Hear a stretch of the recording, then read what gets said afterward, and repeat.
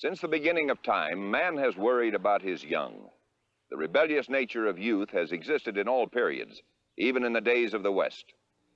Right here in southwestern Utah was one teenage boy who was perhaps the first dropout.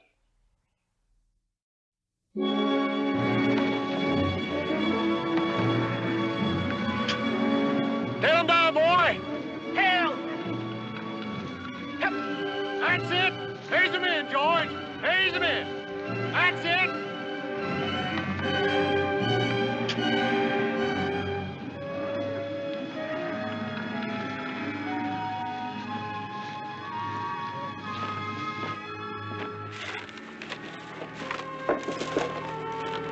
You did good, George. You got a real zest for life. Hey, Mike, that cow over there's got Bishop Haver's brand on it. She must have strayed into the herd. There might be a couple more of his here. How do I know some of my cows ain't straight up to his place? I ain't seen the bishop come trotting back to me with any. Well, you know I don't take to the bishop, Mike, but that cow is his. And I think... I don't want to argue about it. Let's eat. My gut's about fixing the cave in.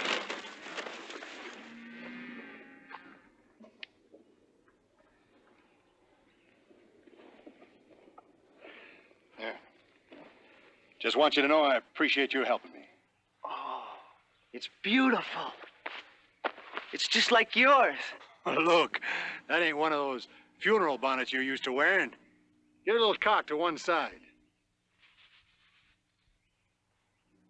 Oh, it's about time you had one of these, too. Oh, gee, Mike. I don't know what to... Oh, my pa preaches against guns. He won't let me have that. I ain't giving it to your pa. Go on home to your ma. It's time for your nursing, boy. Will you? Should have waited till my back was turned.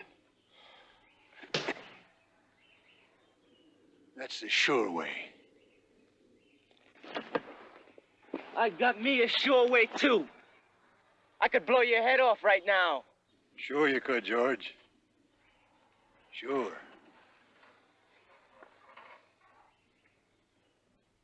If the gun was loaded.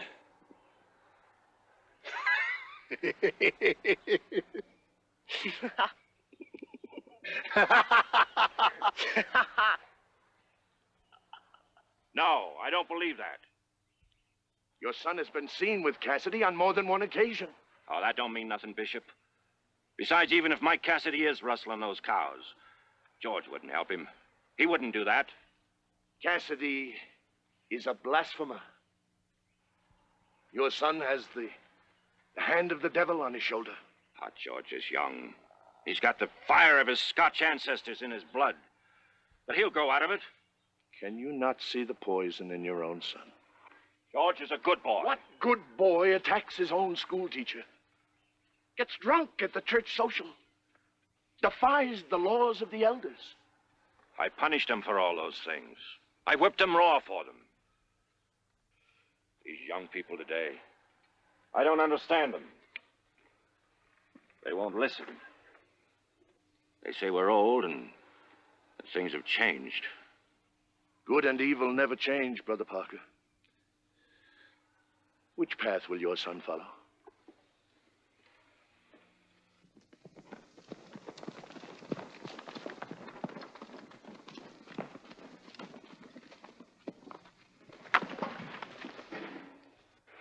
Afternoon, Brother George. Hi, Vanessa. Jumping Josiah. What a horse. Careful of your language. What a beaut. What's his name? Samson. Oh, he's true-blooded for sure. Your pa must have paid a bundle for him. Tobias Williams bestowed him on my father. You mean that Toby Williams just up and gave him to your father? He was very happy his firstborn was a boy. Well, your pa sure didn't have nothing to do with that. Or did he? Brother George. Boy, boy, boy. I sure would like to sit a hunk of horse flesh like him.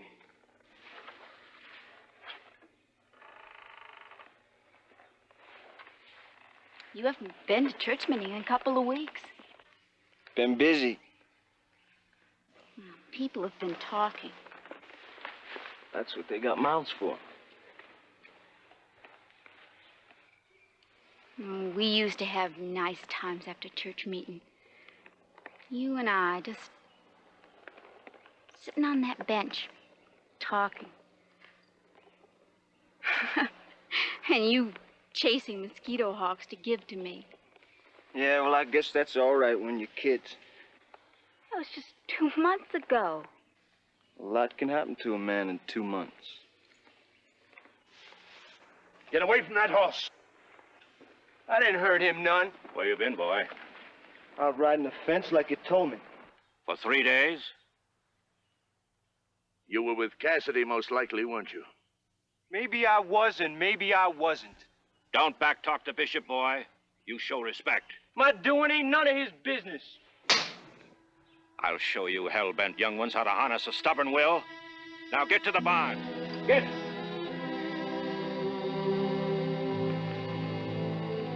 And keep away from Vanessa, do you hear? I'm sorry, but I don't want your son's contamination to touch my daughter. But, Father... Be quiet. Get in the surrey.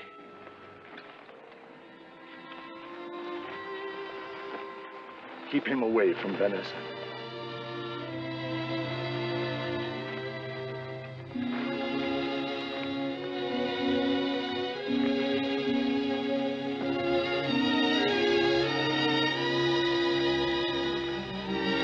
Don't force me to request disciplinary action from the elders. You know what that would mean.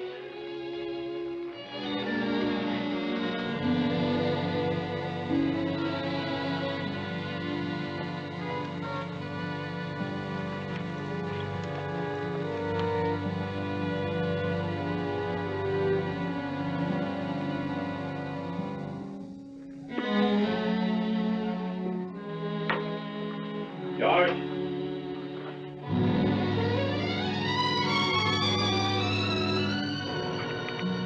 George! Put it down, Pa. Get down here.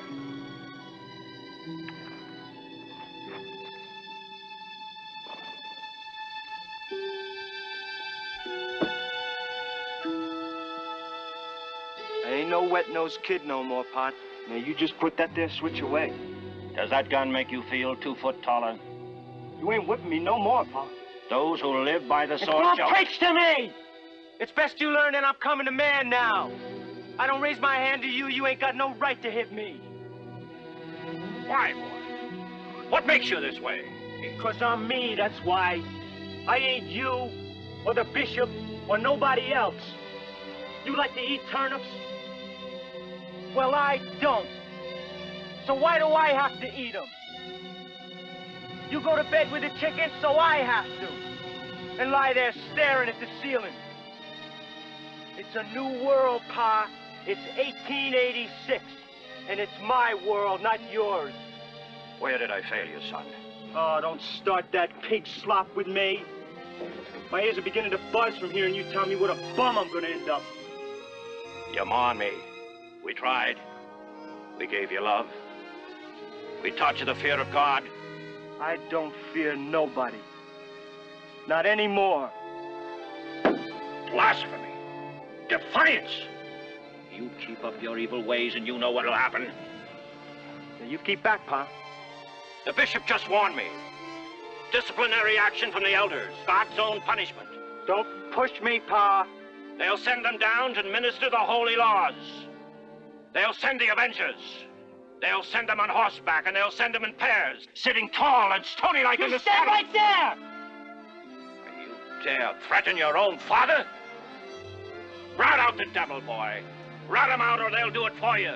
Deny him! Deny Satan! Deny him! Let him send their vengeance, because I'll kill him. I'll kill him, you hear me? I'll kill him!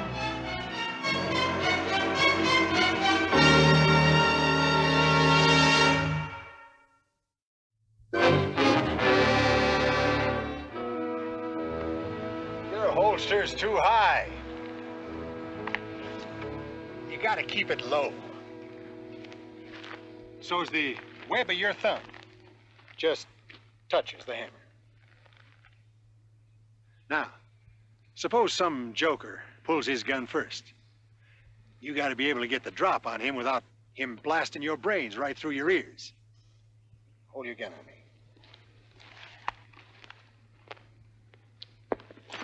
Oh! Just a hair too late with that trick and you're dead. Now, give me a hand with the packing. Yeah, start putting away them cooking utensils. Yeah, boy. After I sell them cattle over in London, I'm gonna have me a real fandango in Salt Lake with my buddies. I can just imagine. Like that time in Tombstone. We was just funning in this saloon, see? Well, maybe busted it up a bit. When in pops a marshal. Wyatt himself it was. Along with that mummy-faced dentist. Doc Holliday. Right. Well, in a wink, the guns start running hot. We tailed out, taking the very best mounts off the hitch racks. Horse stealing? Oh, I always heard that was plumb low down. That's church talk, boy. Ain't I taught you nothing? You sure got your calf head all knotted up with preacher notions.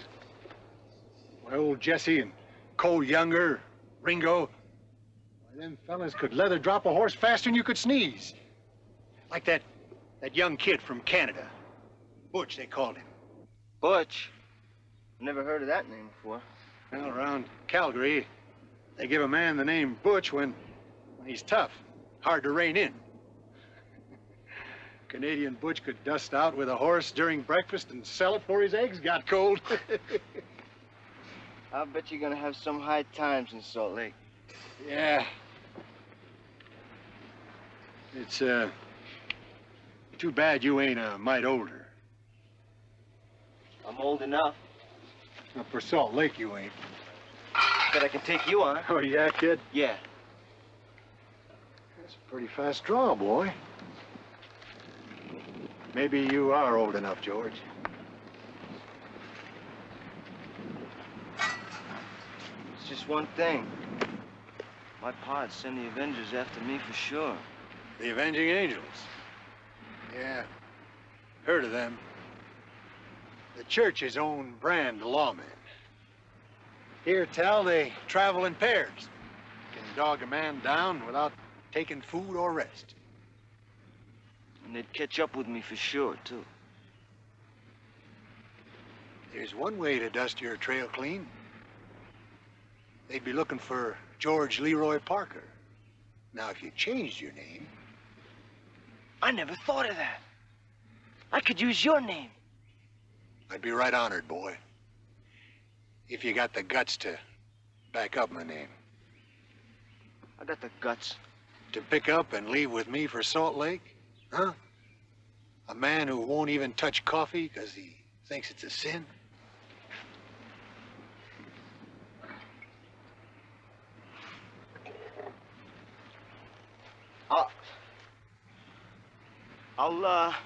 I'll go pack up some things and then I'll help you move the cattle over to Lund.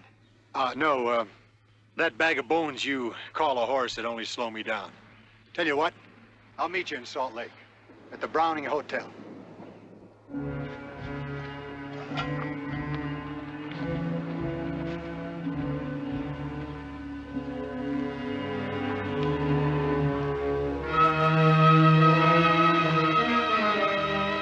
I'll see you in Salt Lake.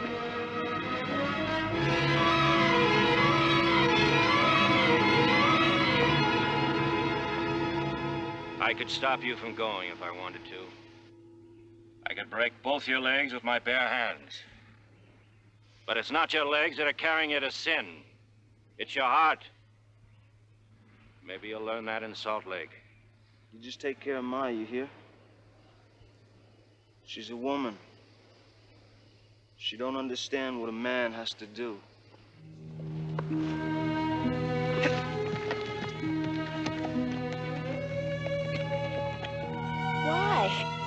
Why do you have to go away? Because I don't belong here. I don't fit. You were always wild and full of ginger. Yes, that's why I kind of took to you. But you've changed. Nothing stays the same. Except maybe the way they live around here. And I want more than that. A lot more. Look at you. Did you ever think about how pert and pretty you look? All dressed up in lace? Or maybe even red satin? Red? You're a woman, Vanessa. I bet you don't even feel that yourself, do you? Nah, they won't let you. What do you mean? I mean, we're young, and our life is just beginning. And we got a right to lead it the way we want to. You frighten me, Brother George.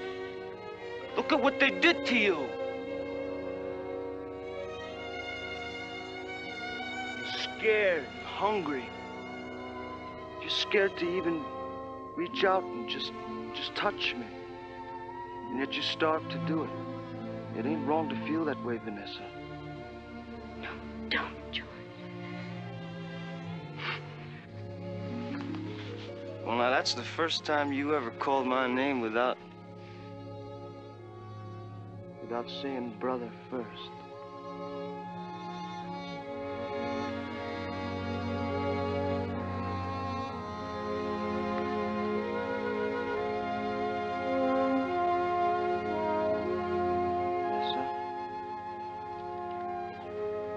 Get away from her!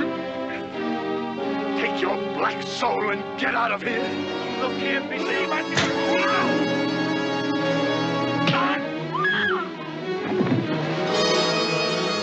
You paid for this!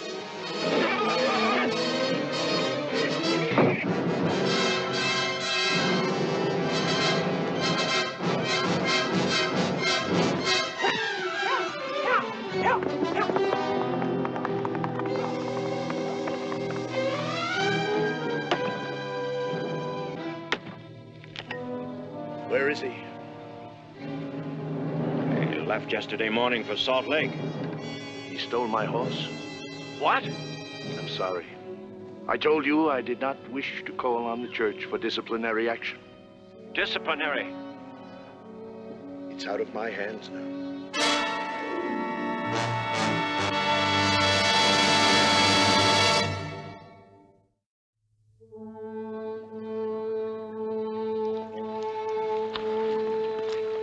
I'll get to Salt Lake, I'll make enough money to pay for you. So if you're mine, right out.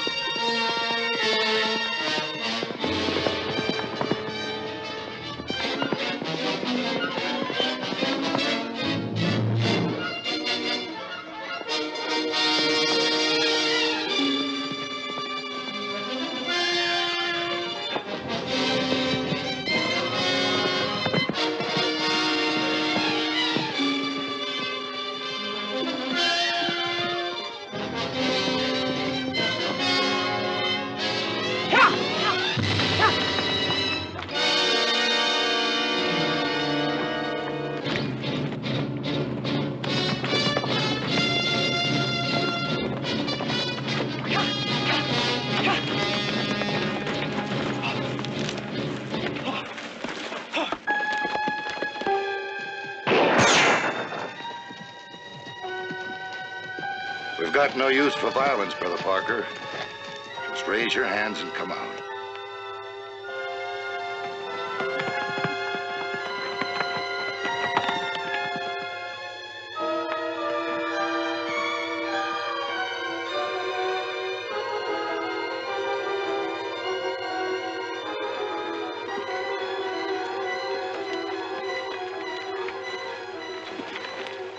Get down.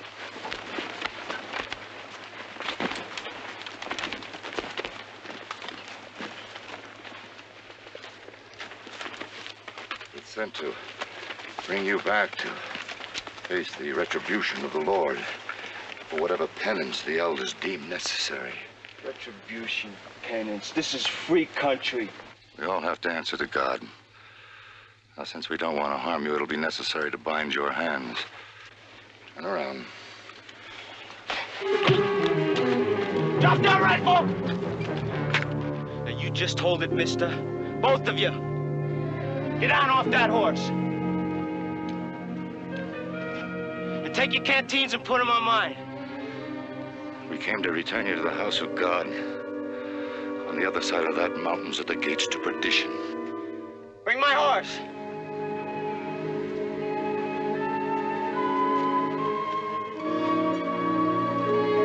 Get over there. Ain't much traveling you two scarecrows are gonna do on foot.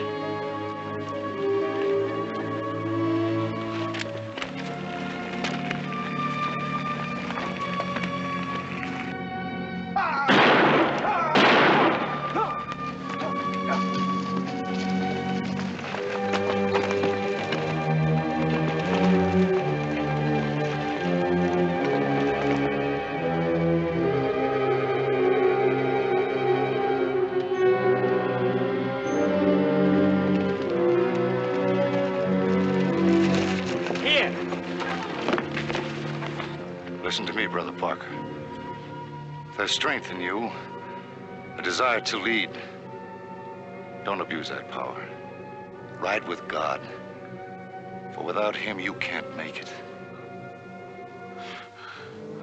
Maybe George Leroy Parker couldn't, but Butch Cassidy can. He's getting away from us. But he won't escape the wrath of God. He's riding straight to hell.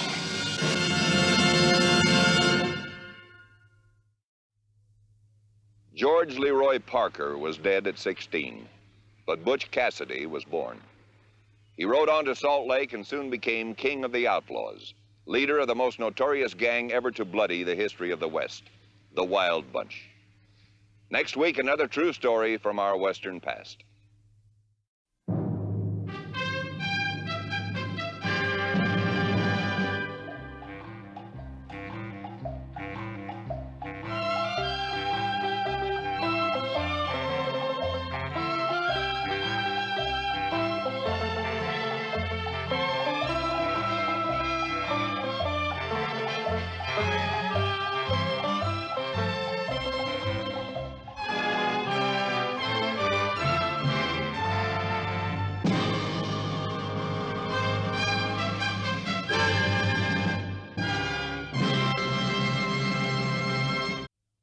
The place was a little Texas town called Helena, the time just over 80 years ago.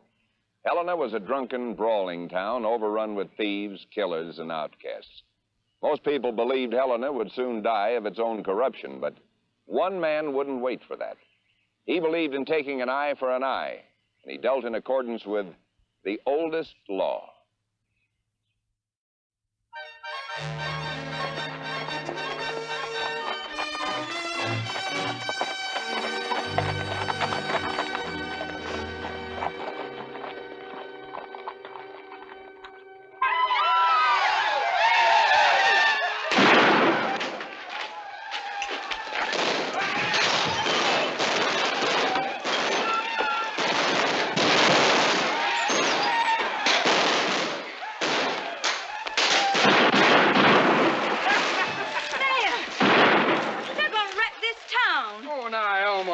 Every day the railroad comes through town. It calls for a little celebration. My store window just got broke.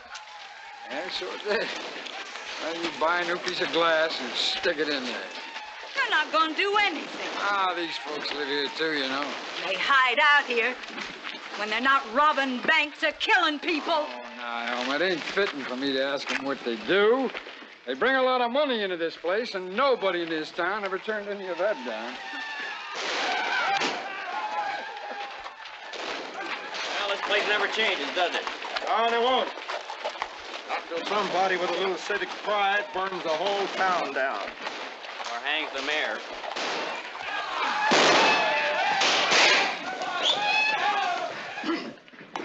Colonel Butler, Mr. Kimmerly? have you ever seen anything like this before? No, I can't say that I have. But just what do you people expect? What did he mean by that? I suppose he means it's going to keep on being like this until you people get the guts to stand up for yourselves. Colonel Butler, did you hear what he said to me? I did. And I agree with him 100%. Sure, it's easy for you to talk. You don't have to live here. But I have to trade here. And the only difference is, I'm not scared of Ackerson, and you are. Colonel Butler, I don't think you understand what's happening to Helena. I do indeed. You and the rest of this town never lifted a finger when he opened it up. You liked the money these outlaws brought in. But you didn't count on the violence it would buy. We didn't know. Well, you know it now. So what are you going to do about it? Hey, the railroad's coming to town. They're here? Welcome to the celebration, Colonel. Get out of my way. Butler, that's no way to talk to the mayor. You may have the rest of this town buffaloed, Ackerson. Me and my son don't take orders from you. Don't push too hard, Colonel. Mayor, Mr. Mayor. What do you want, Poison? Well, we're trying to hold choir practice, and there's been so much noise. Well, then I suggest you sing just a mite louder. Hey, you see, Butler? It's my town. I don't bully people. I just make suggestions. Let's go, son.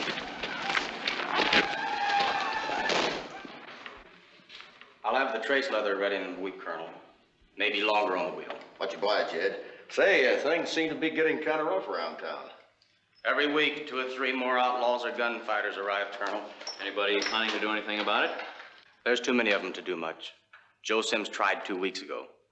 He told Ackerson he was through paying protection money. He's dead now. I've got a wife and daughter.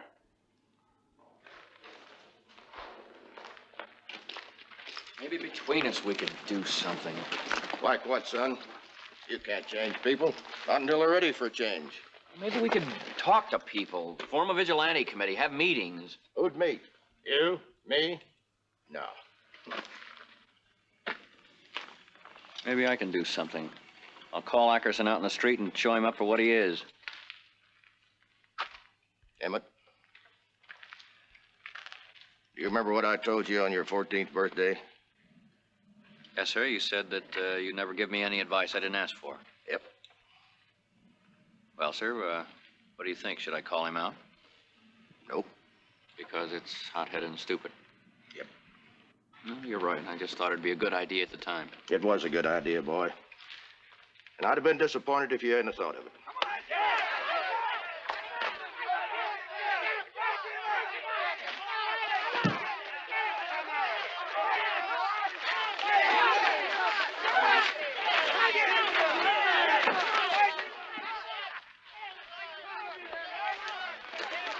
Say, that Perry Hanson over there? Yeah. He doesn't know anything about that kind of a fight. That's Ackerson's new idea of entertainment around here. All arguments settled with a pocket knife. You mean they just cut each other up?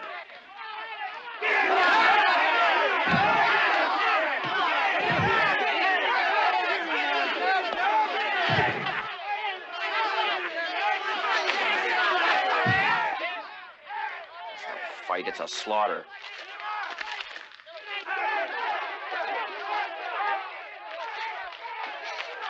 Now, you wait a minute, youngster. That's a fair fight. He's a friend of mine. You taking his side? You call it whatever you want.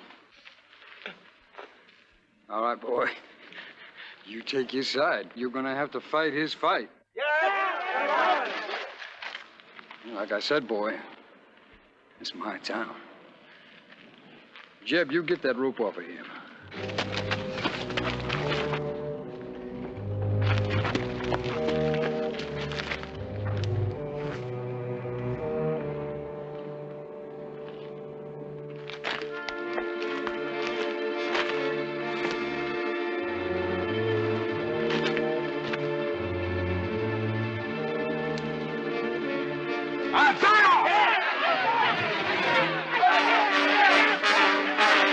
Come on, Jim!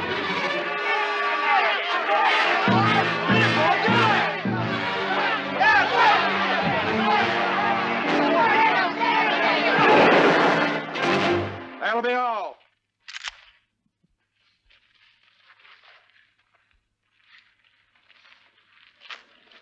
Now, you hold it, Colonel. You stay out of this.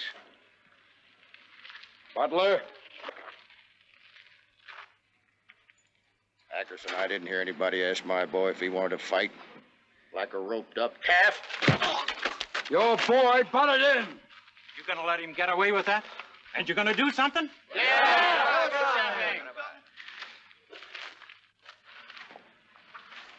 Butler, I told you to stay out of this. They're gonna finish this fight.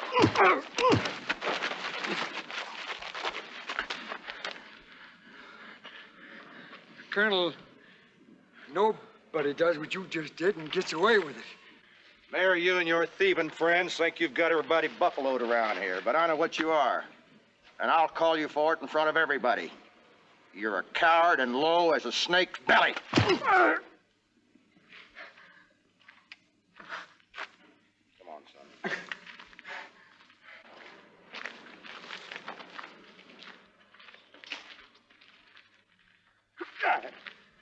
You broke it. I think I know a way to start breaking him. All right, get out of here. Go on, get off the streets. Go on!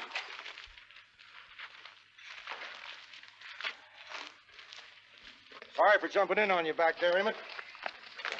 Maybe you could handle it, but then, Oh, listen, Pa. I was in over my head. Well, you made a stand. Proud of you for that.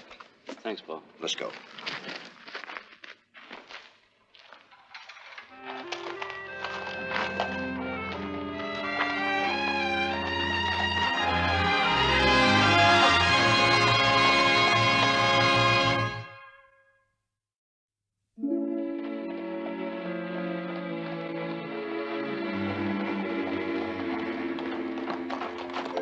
Sure don't waste any time. That's progress, son.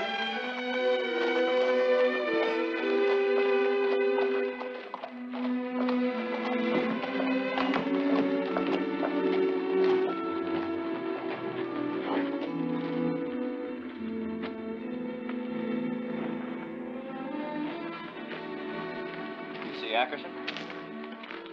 Oh, but you can bet we will. Well, he's had a week to cool down.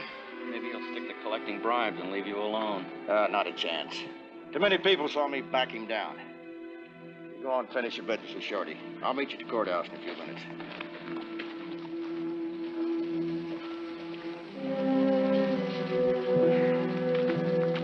Colonel Butler.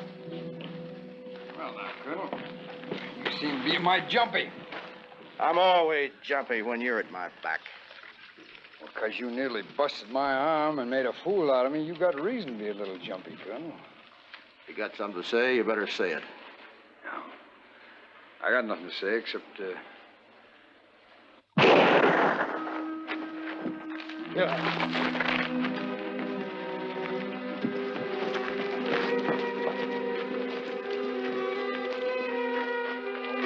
Hold on.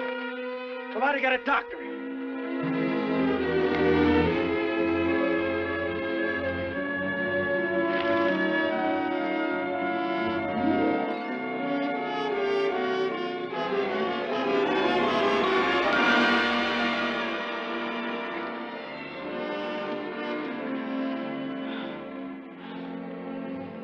Did it. Who did it?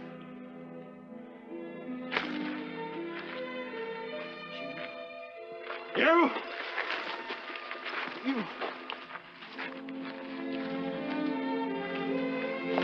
What, you!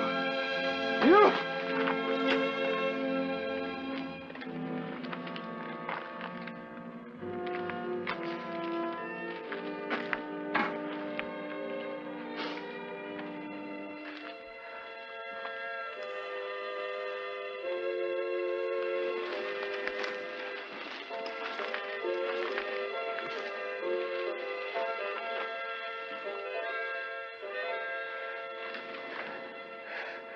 Ackerson, if you had anything to do with this.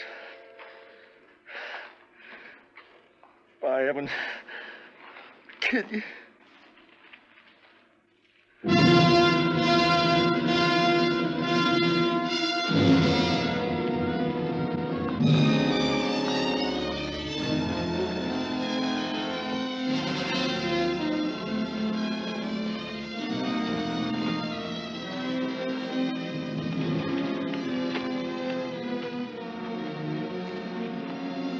Alma? Morning, Colonel. Will you help me? I gotta live here. That ain't no answer, Elma. You fight him, Colonel. Try to change things. You don't last long. This store ain't much. It's all I got.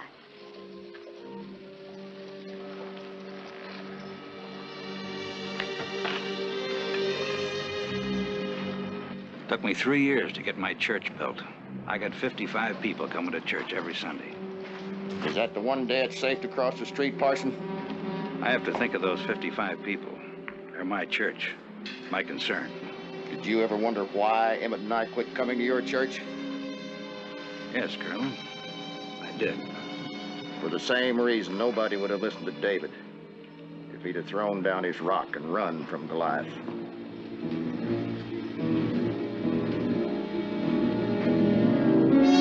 Colonel, I could get into serious trouble if I'm even seen talking to you. Kimberly, you're a pitiful excuse for a man. Sure, Ed, sure. I know how it is. If anyone would help, I would. He'd have his men after my wife and kid. I know he would, Colonel.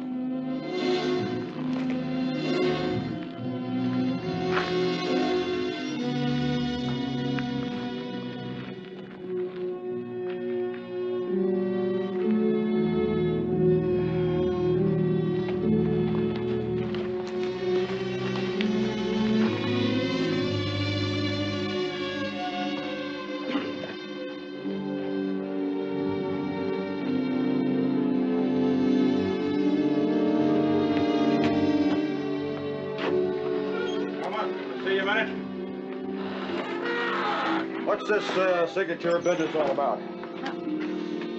Oh, that don't mean anything, Colonel. A few months ago, we had to send a petition to the railroad to get them to come. Thank you, Emma. Thank you.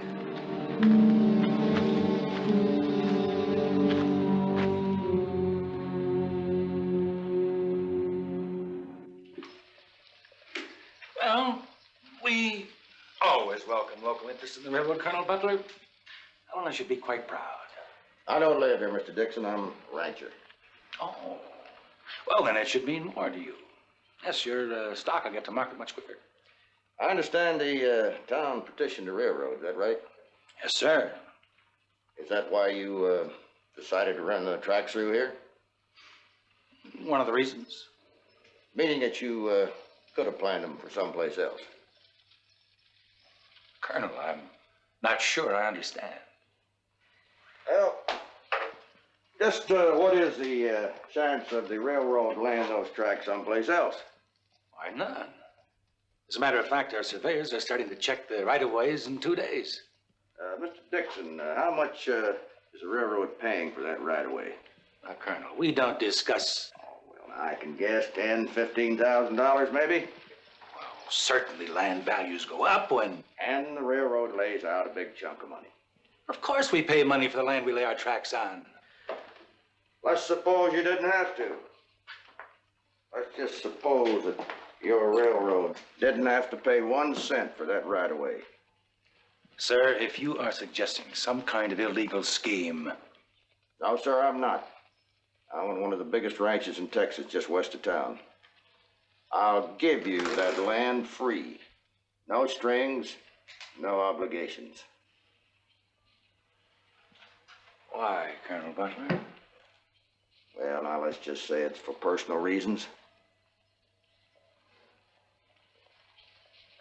I'm sorry, sir. As I told you, our plans are made. This office is in Helena. The tracks will be here, too. And how about you, Mr. Dixon? How about me? Will you spend 10 years selling tickets, reading timetables, forgotten in a hot, dirty Texas town? How often does a man have the chance to save his employer $15,000? How will that affect your future, Mr. Dixon? You do have a point, Colonel. I'm well aware of that. I could send a telegram. Although after all this time and planning, Give it a try.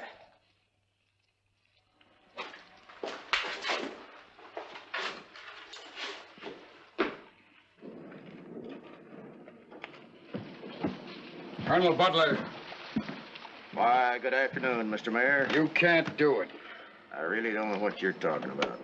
I'm talking about you offering your land free to the railroad. That's interesting. So you own the man at the telegraph office, too, huh? I never thought of that. Just what are you trying to do? Oh, just trying to make my small contribution to the decency of the world. Look, Butler, this town needs that railroad. And you need this town because without it, you're nothing. Well, I'm not about to let you do it. I wonder if you'd move back to your right a little bit, Mary. The sun's getting in my eyes. Yes, sir, the railroad's gonna pass this town right on by. People are gonna move out. Outlaws are gonna find a new place to hide. And you're gonna be a king without a kingdom. Aren't you, Mr. Ackerson?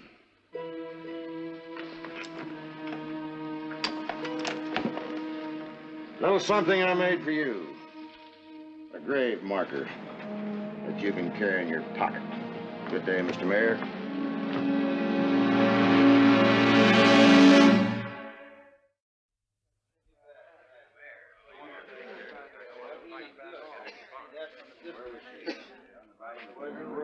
Boy, quiet down. Telegram's due from the railroad almost any minute. Now, if they accept the offer of the colonel's land, well, you live here. You decide what ought to be done about it. Just remember, it's your town and there's a man here trying to kill it. Trying to hurt every one of you. He's got no call to do it.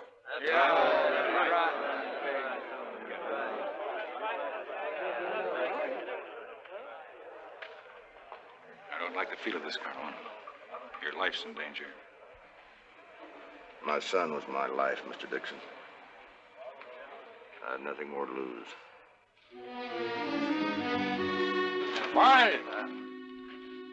Give me that telegram you hear, boy. You hear me?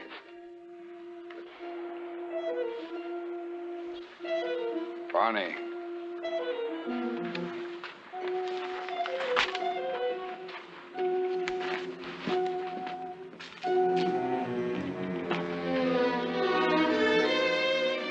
Took him up on it. But railroad ain't coming through here. Well, it's your town. You do what you feel like doing. There ain't no sneaking out of this one, Colonel. All right, boys, go on. Go on, give him what he deserves. Let's see you try running scared, Butler. Let's see you try dodging a few bullets.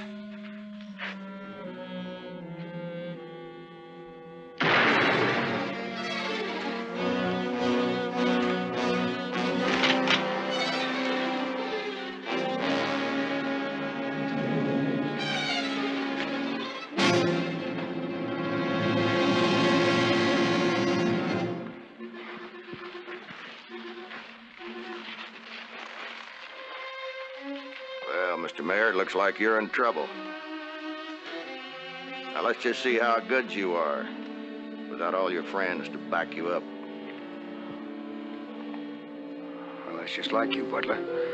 First you cripple a man, then challenge him to a fight. All right, we'll do it your way, with pocket knives. That way your hurt arm will be tied up. Parson. Get some rope. I'll fight you, Butler. Hurt arm and all.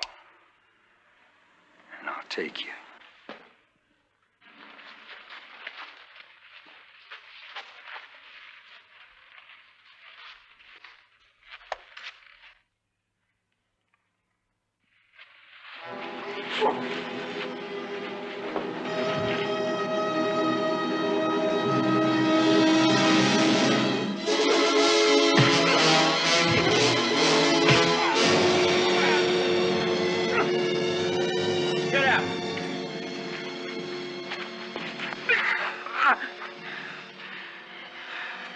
Ackerson, I'm going to ask you just once. Who killed my son? He did it! Just try me.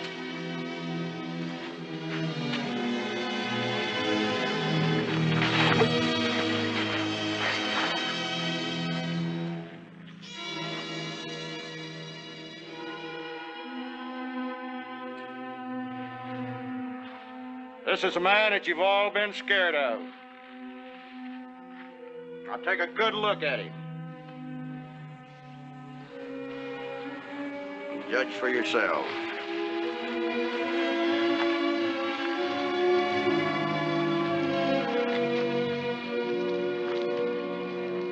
Artie. Where you going, Elma? This town's dead. I'm leaving.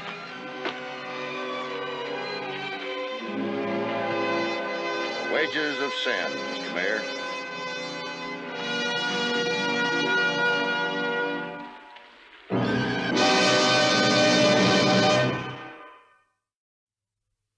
And so Colonel William Butler, true to his promise, killed the town of Helena, Texas. Within a year, the rails were laid along the new route, giving birth to the towns of Kennedy and Karnes City. The true death blow came when the courthouse was transferred to Karnes City. Next week, another true story from Western history.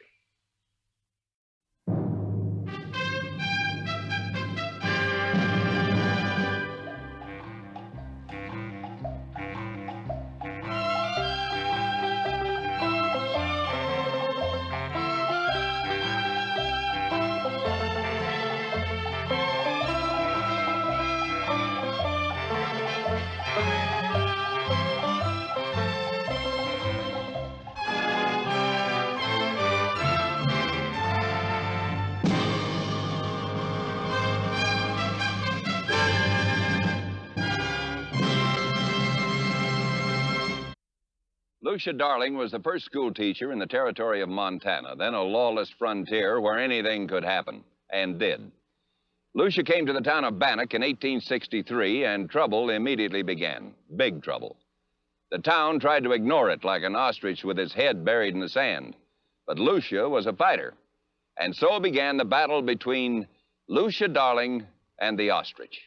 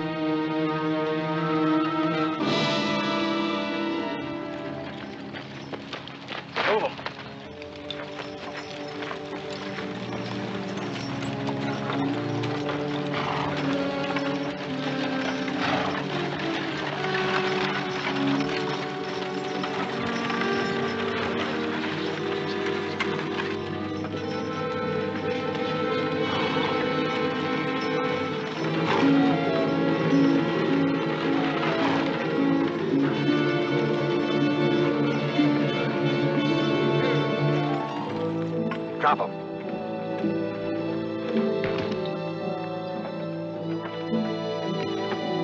Everybody out.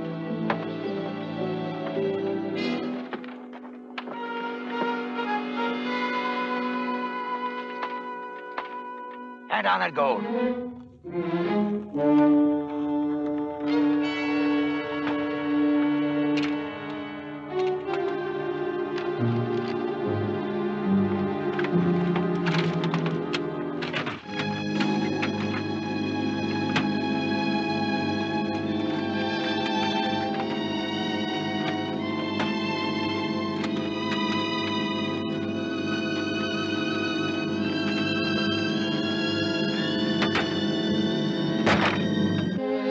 Come on, that other box, too.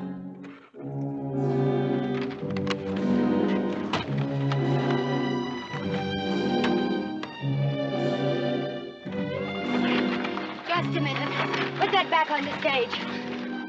That box is mine. There's nothing in it that you'd want. It's full of books. I'm a school teacher on my way to Bannock. If you don't believe me, open it. The key's in my luggage. There's no school in Bannock. I'm gonna open one. Get her out of the way.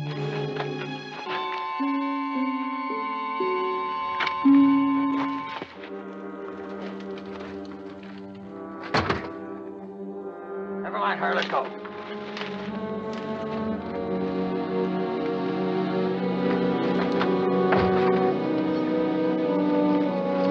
You'll regret this as long as you live. I'll get them back. I'll get them back.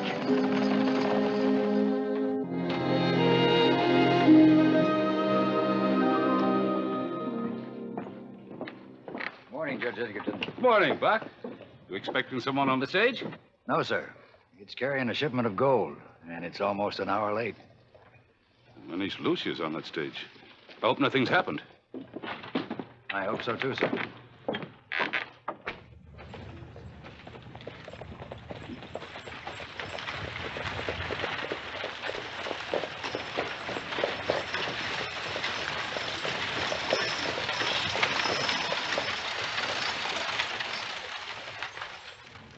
Trouble? Yeah, two masked men held us up just this side of Grasshopper Creek. They got the box with the gold in it. I want a full report. Lucia! Lucia, darling. Sidney. Oh, I'm so glad to see you. Are you all right? Oh, Did they yes. hurt you? No, I'm fine. But they took the school books I brought for the children. I don't understand. What in the world would the bandits want with your books? Well, I had them in a strong box. They must have thought that it was full of gold. A road agent is a man in a hurry, miss. He'll take everything that he thinks is valuable, then discard what he doesn't want later on. But don't you worry, Miss Lucia. We'll find them, and we'll find your books, too. All right, I need a posse, right now.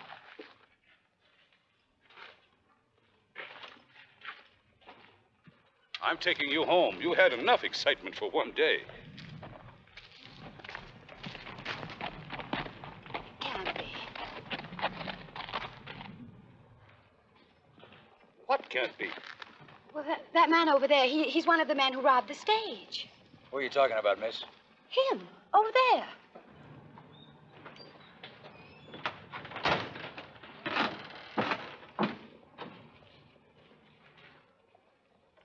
That's Cyrus Webster.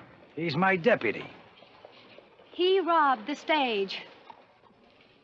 Oh, what's the matter, Buck? What did you do with my books? Books?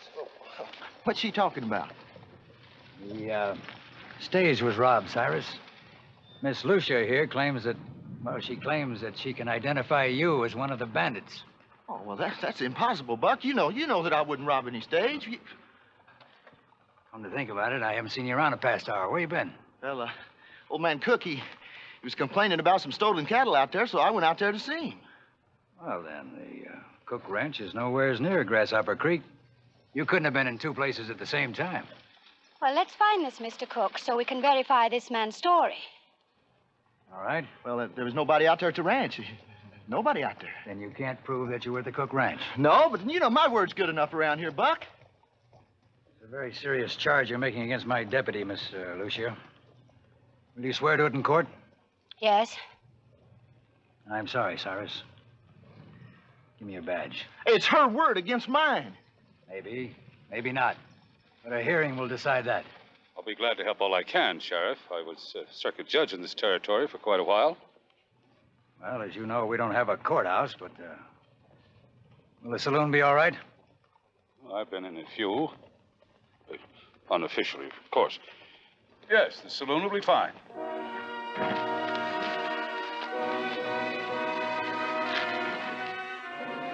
Yes, sir. 2 men held us up. They come down on us so fast, we didn't have a chance. Can you identify them? Well, they both wore masks. I understand that during the robbery, one of the bandits was unmasked. But he had his back to me. I didn't see his face at all. Then you can't identify Cyrus as one of the bandits? No, sir. All right, that'll be all.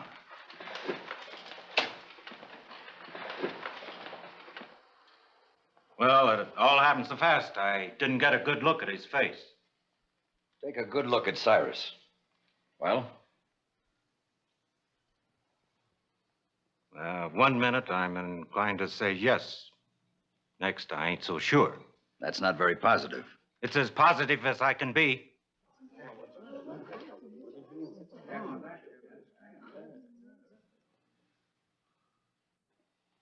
I can't identify anybody.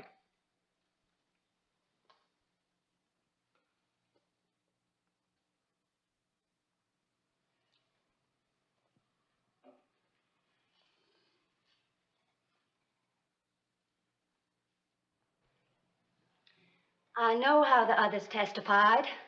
I don't care. I saw the bandit. I was as close as you are. I shall never forget his face. He took the books and gold and drove off with them in a wagon. Lucia, please, just answer the question. Do you positively identify the bandit?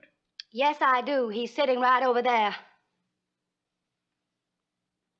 That will be all, Lucia. Thank you. The court is now ready to render its decision based upon the testimony. There is insufficient evidence to hold Cyrus Webster for trial, and I order his immediate reinstatement.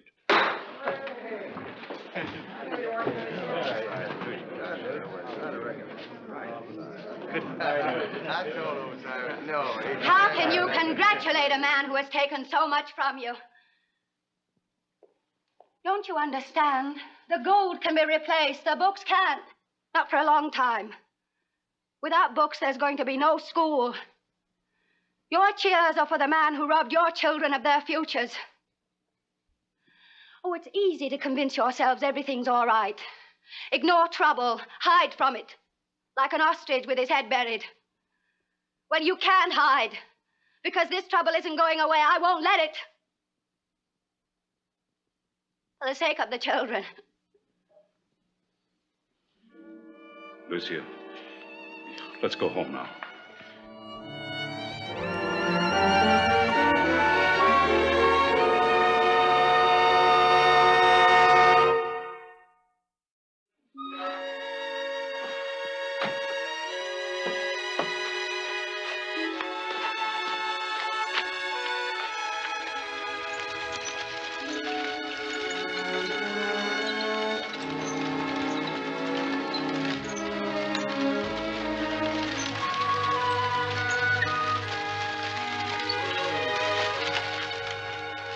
Lucia?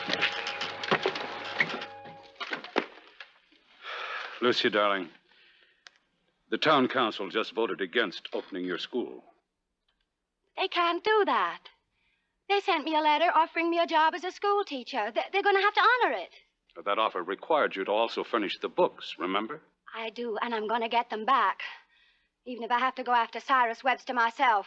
Lucia, he was found innocent. Now, I cannot permit you to go around stirring up any more trouble. Uncle Sidney, this town needs stirring up. What do you really know about Cyrus Webster? For that matter, what do you know about the sheriff? This is a new country, Lucia. You accept a man at face value. You are Chief Justice of this territory. You can't compromise with a thief. I'm not. And because I am Chief Justice, I must function within the law. Besides, the sheriff will do everything he can to get back your books. But That's not enough. Father always said books are more powerful than guns. But he did teach me how to use a gun.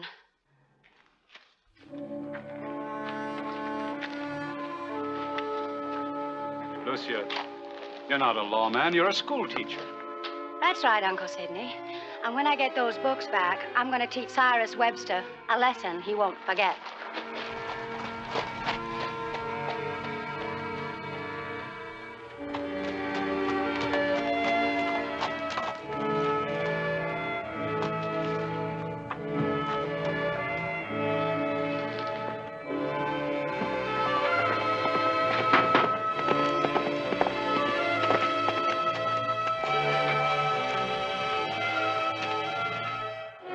Who are you? What do you want? Senorita, I am Rodriguez. I mean you no harm. Why did you follow me here? Oh, Rosa, my wife, wanted me to welcome you to Bannock. I'm happy you're here, too. I saw you coming to the school, and I follow you. Otherwise, I won't have a chance to say welcome.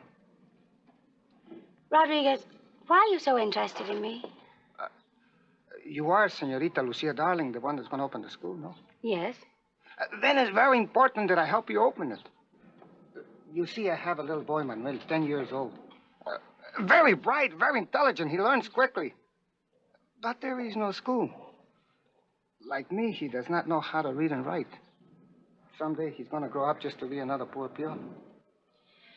Rodriguez, there isn't going to be a school unless I get my books back. Senorita, I am your friend.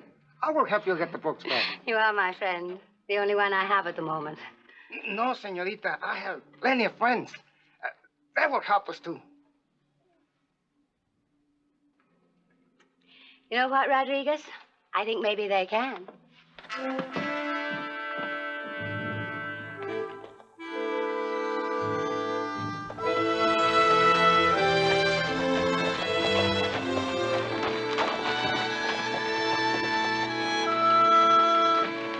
Lucia! Lucia, what are you doing? Who are these men? Uncle Sidney, this is Rodriguez and his friends.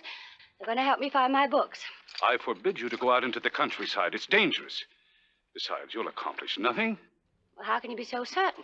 Because the sheriff has already scoured the countryside for miles around, and he hasn't found anything. Well, I didn't expect him to. Law enforcement is his job. Besides, your doubts about him are upsetting the entire balance of this town. Uncle Sidney, if you'd open your eyes, you would realize that there never was a balance in this town. And if something isn't done about it soon, there won't even be a town. Come on, Rodriguez.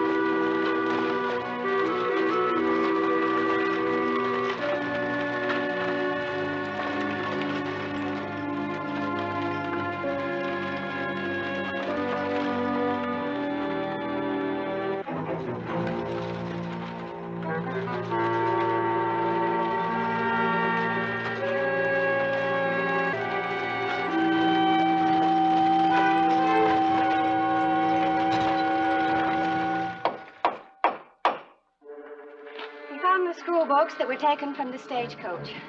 Classes will start Monday morning. Hey, that's great.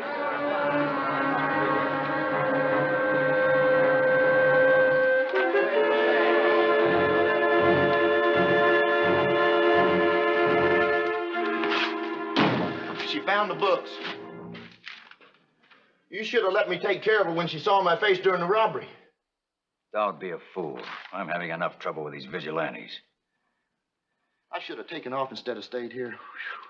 And admit your guilt? No, you did right in coming back. We just didn't count on this girl being so confounded stubborn and smart. If she found the books, she found the gold.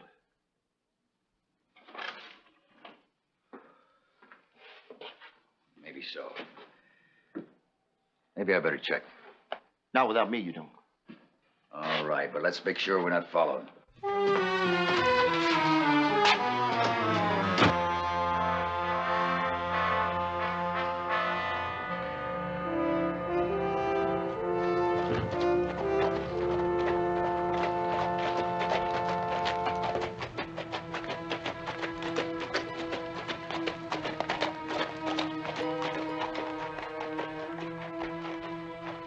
They look worried.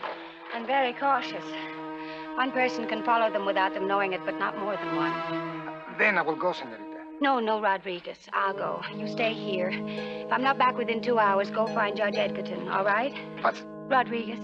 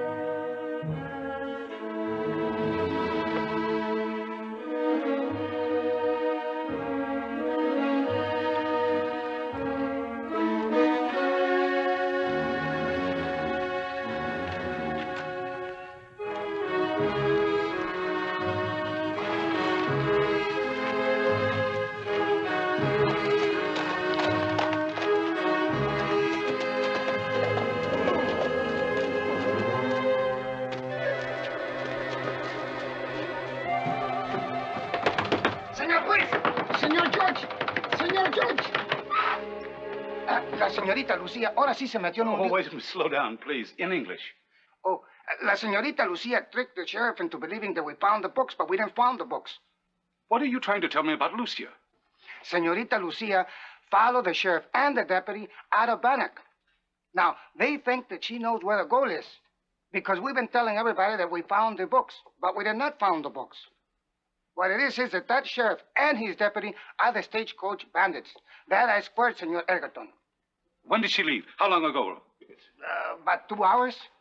I'll go get my amigos. They will help. No, wait a minute. There isn't time enough. Maybe it's up to the two of us. I'll get my gun.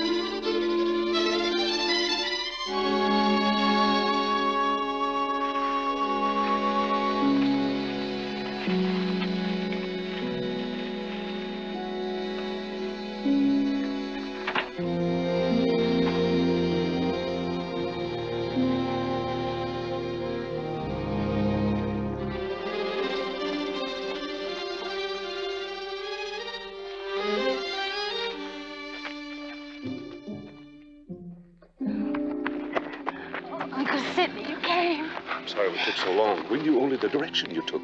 Finding you wasn't easy. Well, that doesn't matter. You're here now. You believe me. I found them. Come on.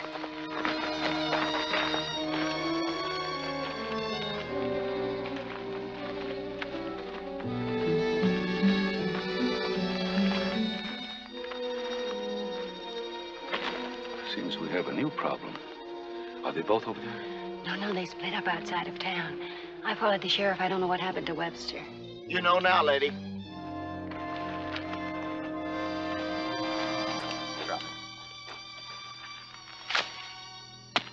Head towards that wagon. Hurry up. Bill?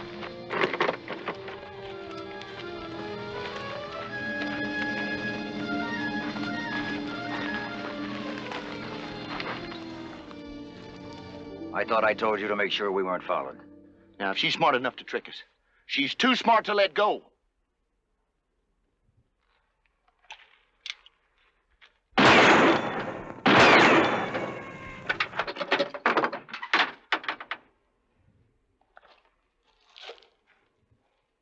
Gold, Cyrus. And lots of it.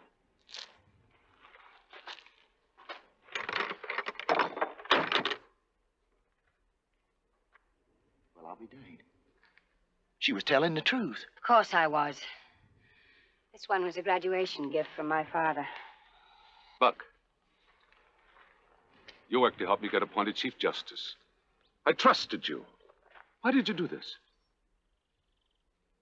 Well, it's a long story, Judge. It all began in Virginia City with an unlucky game of cards. I guess I figured the gold would kind of even things up. But I wasn't counting on this. Well, what are you waiting for? Let's go.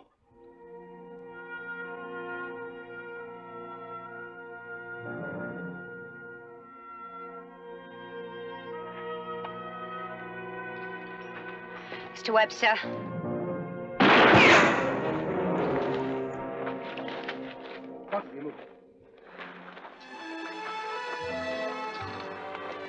Father always said books are more powerful than guns. Still, he gave me one, just in case. Lucia, darling, you're a pretty fair shot. But I dare say you're an even better teacher. At least you taught Cyrus Webster and the sheriff a lesson they'll never forget.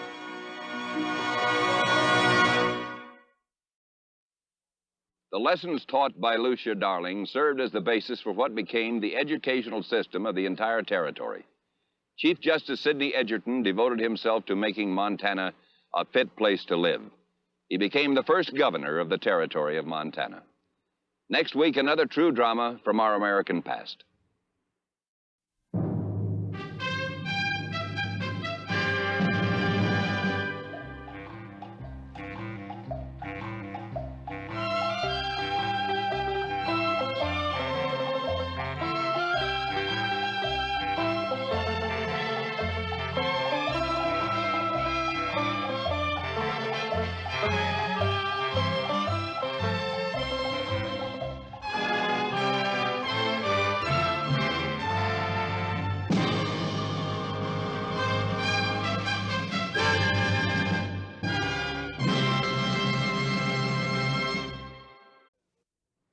The Bible says it is not good that the man should be alone.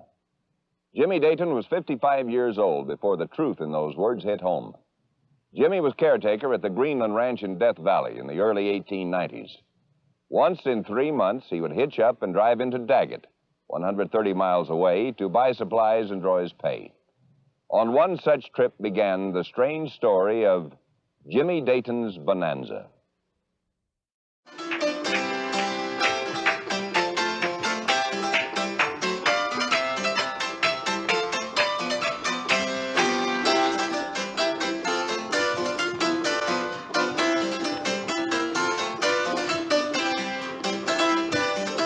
Beer.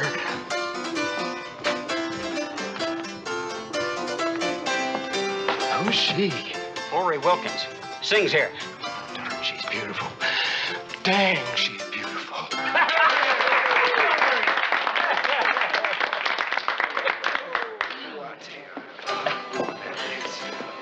Give me another whiskey, Whitey.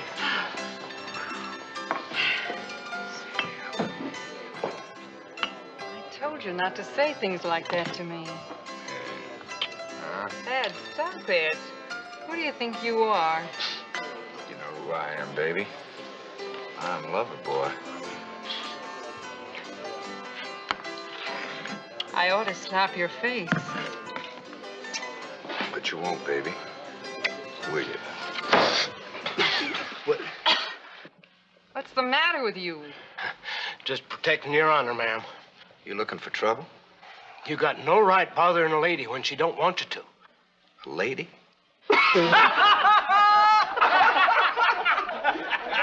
What's so funny? Oh, nothing, baby, but this old goat here just trying to stick his nose in where it... Now, you can call me whatever you want to, but you keep a civil tongue in your head when you talk to this beautiful lady.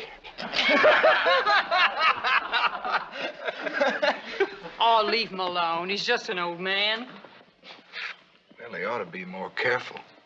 Old fella like him deciding to protect ladies. Thad, come on, let's get some air.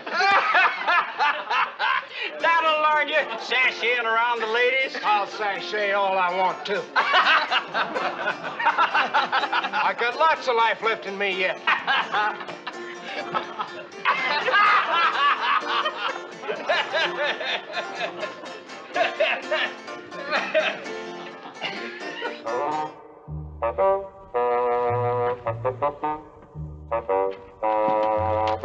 Oh, Jimmy, how are you? Still alive, I guess. Good, good. I'll take the usual 50 in cash, put the rest in my account. You've built up quite a large amount of money over the years. Yeah, well, I'm saving for a rainy day. It never rains in Death Valley. I never thought of that.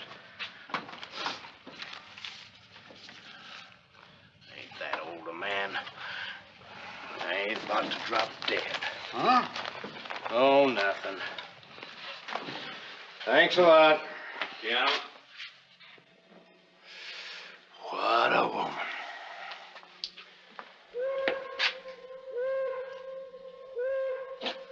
What train's that? Number 2, westbound. Give me the rest of my money in cash, please. You mind if I take a couple of days off? Well, I guess so. You got a vacation coming. Where are you going? Los Angeles.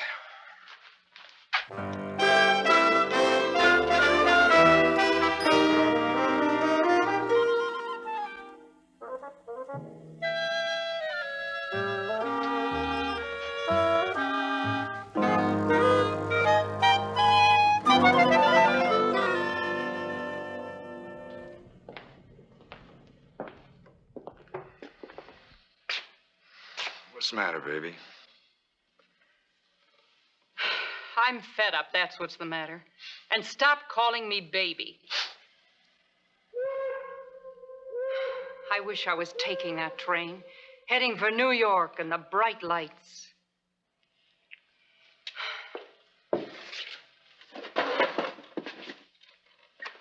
What you need, baby, is a good drink.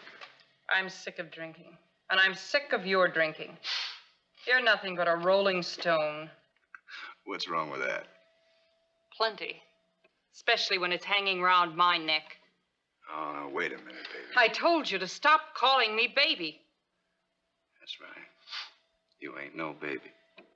Fact is, you ain't been no baby for a long, long time. I'll bet you... You get out, Thad Riker. I'm buying no more of your liquor. I've taken all I'm going to take from you. Oh, now, Floyd, wait a minute. You don't mean that? You know me and you, we were meant for one another. Get out and leave me alone. Flory, you are gonna come crawling to me. Crawling. Get out!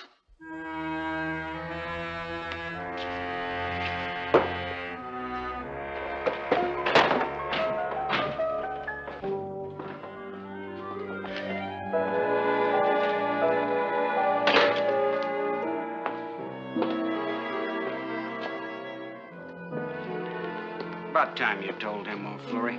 Good riddance. Yeah, I guess. He was sure good looking. Now what happens? Oh, he'll go off on another toot. But at least this time it won't be with your money. He'll be back. If you want him back.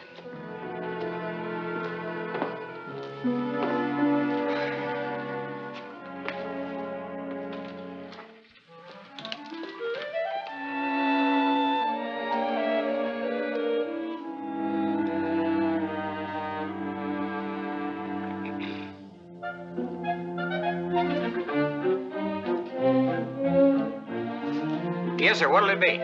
Whiskey, please.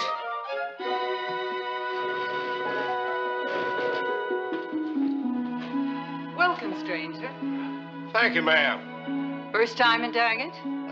Not exactly. I just come in from Los Angeles. Staying a while?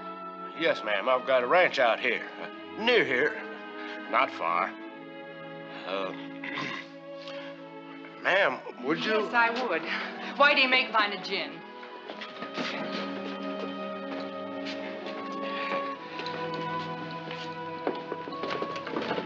I didn't catch your name.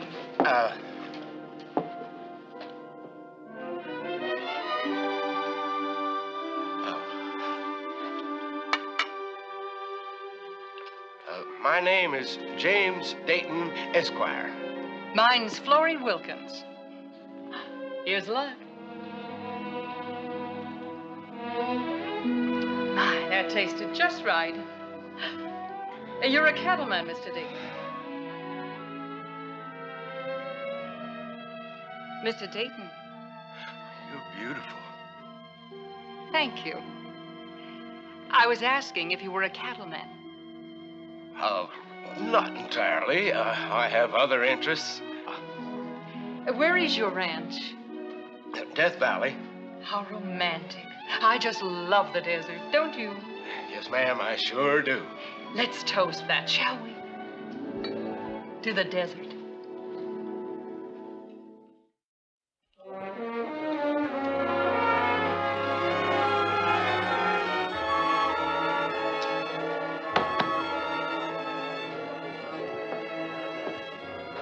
What's this about Flora getting married? That's right. Big rancher. Came in here and swept poor Florrie right off her feet. At least that's what he thinks. I don't believe it. Ask the sheriff. He hitched him. Only 3 days ago. That was 3 days ago. Florrie's made hay since then. They left for his ranch this morning.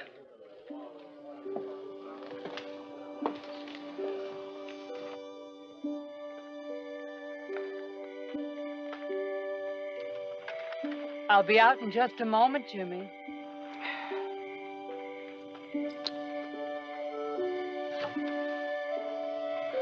Florrie, Yes, Jimmy? there's something I've got to tell you. What is it, Jimmy?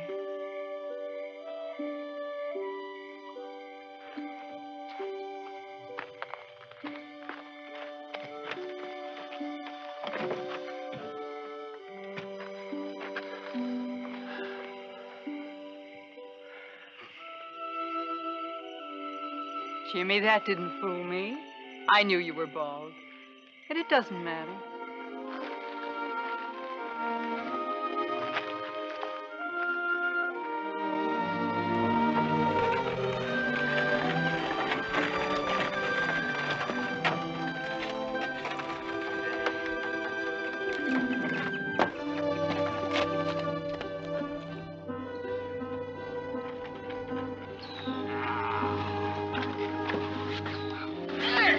Welcome home, Mrs. Dayton. It was quite a trip.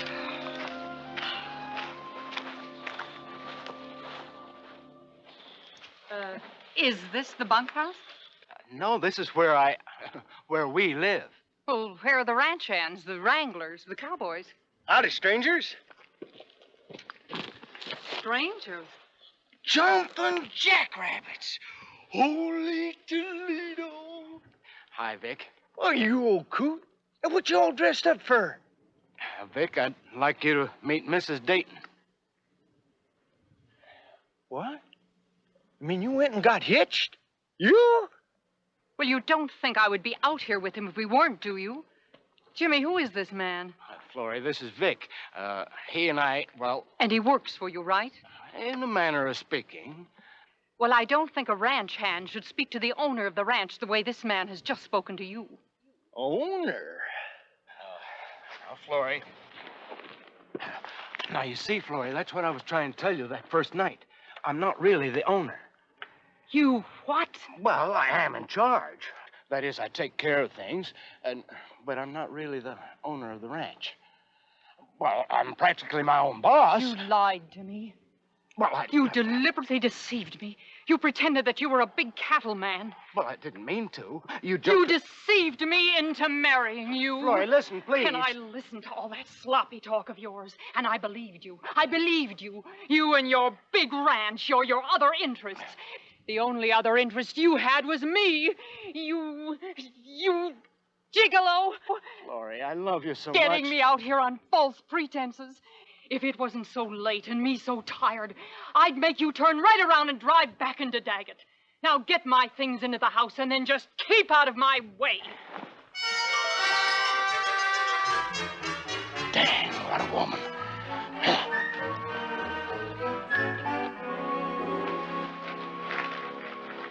Florrie. Don't talk to me. I know how you feel. Oh, no, you don't. Well, I only did it because of the way I feel. You're the most beautiful woman in the world. Florrie, it's true. I love you. If you really loved me, you'd never have lied to me, making me think you had plenty of money when you don't have a red cent. No, that ain't true. Well, no, it's true. I'm only the caretaker here, but it ain't true that I don't have any money. What are you talking about? Oh, I got plenty of money. Gold. Where? Buried. Buried? Oh, yeah. Buried right here on this ranch. Stop it. Well, it is. I buried my money right here on this ranch because I don't trust any bankers. I like to have my money where I can get my hands on it easy. You know you're just saying this to try and make me stay here with you. Well, it won't work. Now, please, I Florrie. don't believe you, so forget it. Well, now, I know it's true I lied to you once, but you got to believe this. I got a whole lot of money buried out there under a date tree. Which one? There's a whole forest of them. Well, I can't tell you. Why not? Well, because it's just better if nobody else knows. I'm your wife. If there's gold buried out there, it's your duty to tell me about it. I can't tell you. Because there isn't any. There is. There is so. I got a whole pot full of gold buried out there under one of them date trees.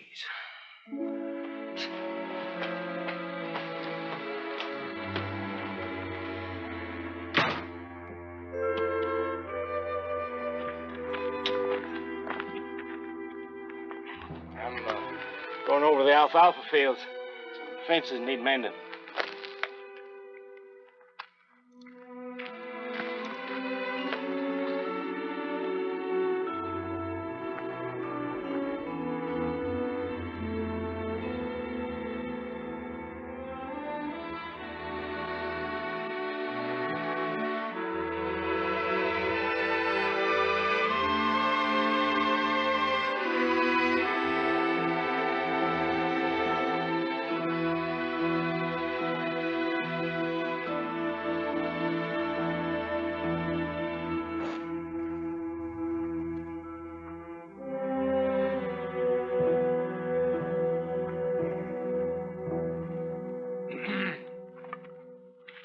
I'm gonna take a ride into Daggett tomorrow.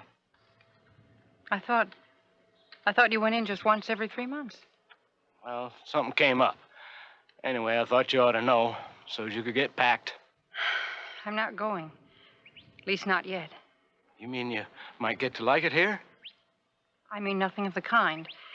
But, well, I don't like the notion of going back to Daggett so soon. I don't want to look like a complete fool. That's the only reason? That's the only reason.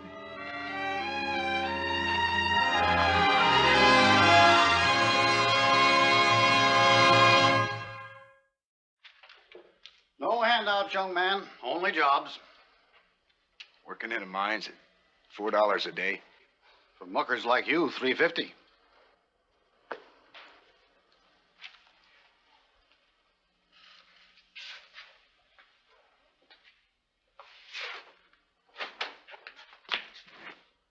Well, Jimmy, what brings you back so soon? Want to draw my back pay, Mr. Geary. Oh, how much of it? All of it. The whole shebang. In gold, please. But, Jimmy, these are your life savings. I don't mean to pry, but are you putting them into something solid? Pretty solid, Mr. Geary. Gonna put it in the ground. In the ground? Yeah, Florrie. That's my wife, you know. I told her that I'd buried a pot of gold out at the ranch. That's the only way I could keep her there. Now she's started digging around for it, looking for it. And you're gonna bury the gold? Well, yeah. I don't want her to think I lied again.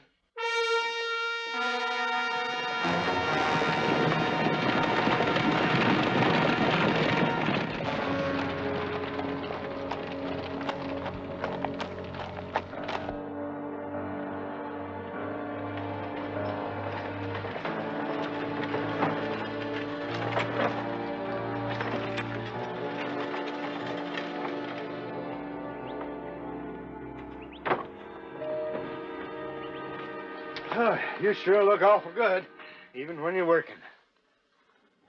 I saw an old friend of yours in Daggett, that young fella. Thad? How is he? Did he ask about me? No, I just passed him when he was coming out of an office. He really was handsome. But not worth a darn. Flowers sure are pretty. You made the garden very nice. Just something to do. This desert gives me the willies. I thought you liked the desert. That must have been when I was very young.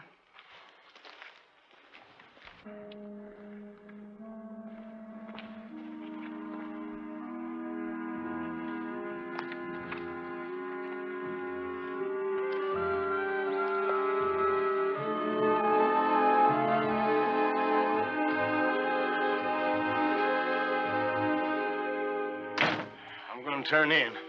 You want me to leave a lamp on? No, it only attracts bugs.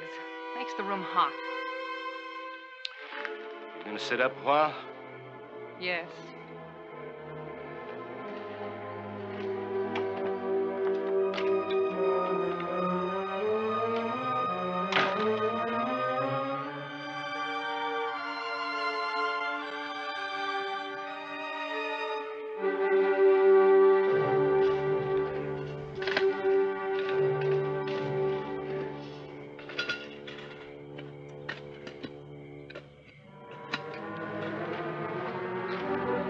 Vic, is that you?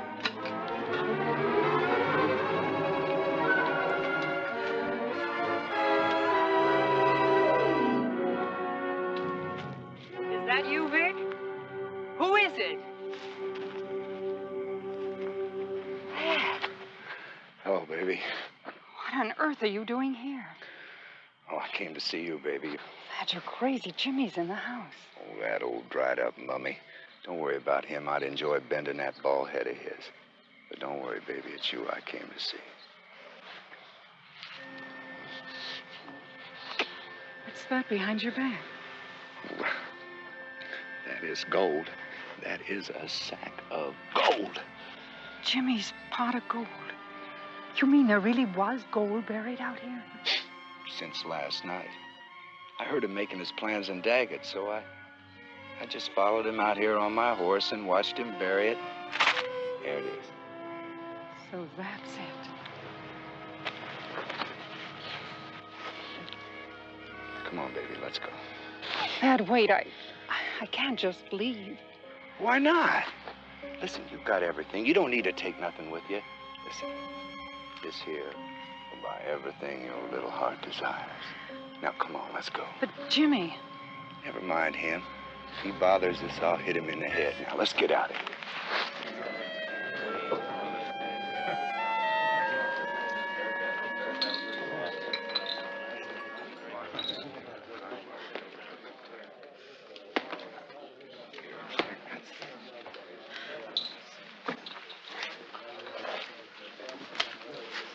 I thought you went home.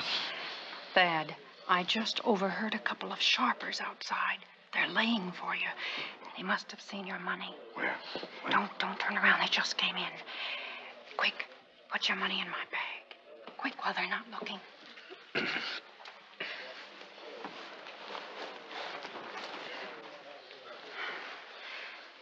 I'll wait for you at the hotel. You stay here for about an hour. Then look in your pocket and shout, "I've been robbed." Make sure they hear you. Otherwise, they might beat your head in.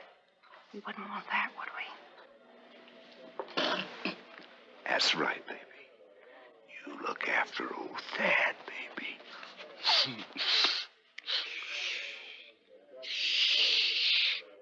We don't want anybody to know, right? Now you run along.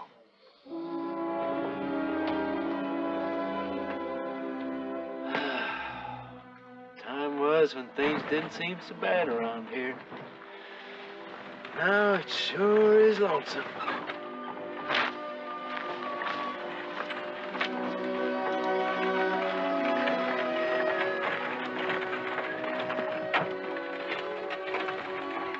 Florrie!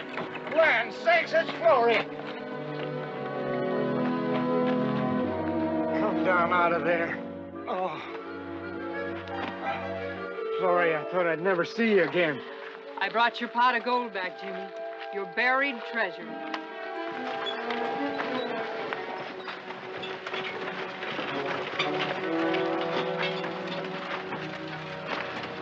I decided I liked the desert after all.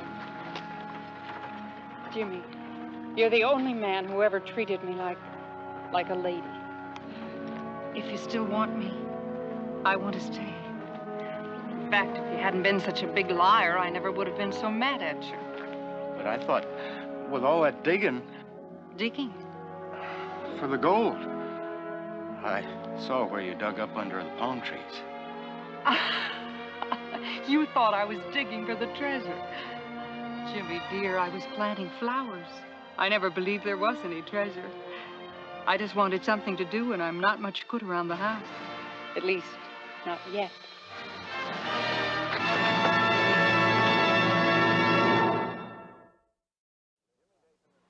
Jimmy Dayton and Florrie lived happily at the Greenland Ranch, which later became Furnace Creek Ranch. And one day in 1899, Jimmy Dayton died, a victim of the desert he loved. Years later, a stone monument and a bronze plaque was dedicated to Jimmy Dayton, a true Death Valley pioneer.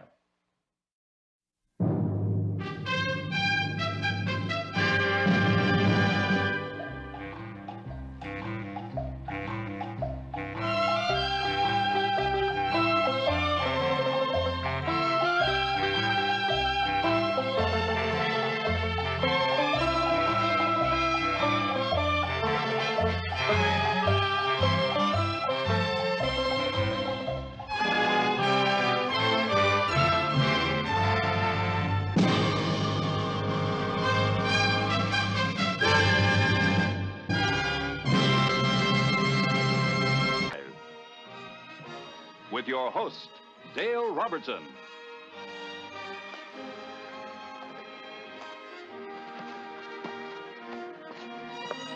Stories of the Old West are stories of hardships and adventure, of dreams and of courage. Stories of the American pioneer are all a part of our past, of our heritage. The men who went west to harvest lumber were as sturdy as the trees they felled and as rugged as the remote country where the forest stood. They battled weather and loneliness and fire to pioneer an industry and provide homes for a westward growing nation. The hazards were great. The lusty lumberjacks took them all in stride. And at least one logger, Will Zane, thought he did until he met a girl named Trudy Bell. Years of logging gave Will skills and abilities in overcoming obstacles. And believe me, he needed them all for the taming of Trudy Bell.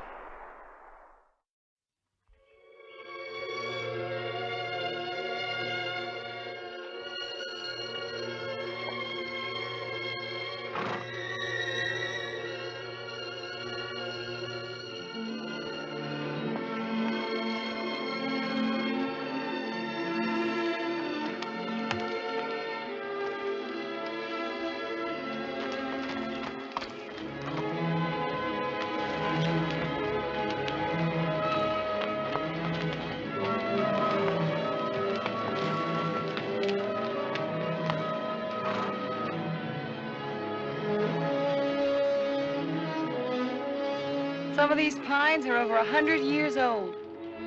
I declare, Trudy Bell, these trees make a man feel insignificant. Most men are, Tucker, don't you think?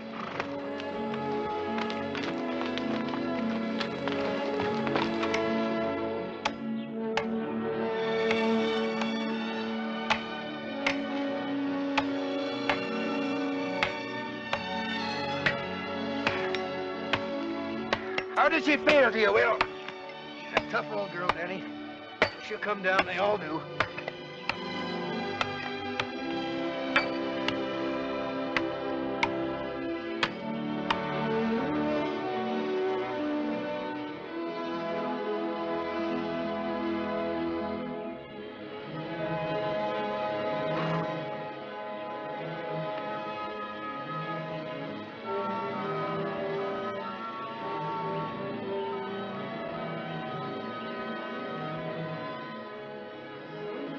Don't you think we ought to turn back now?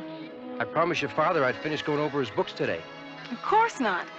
You haven't seen anything yet. We'll go up to where they're cutting. But I think maybe we should... Go ahead by yourself, then.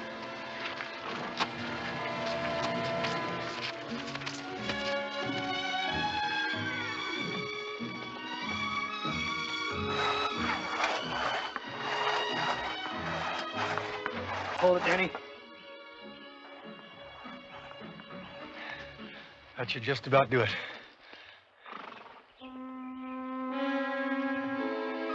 Hey! Get out of the way! Get out of there! Timber! Hey!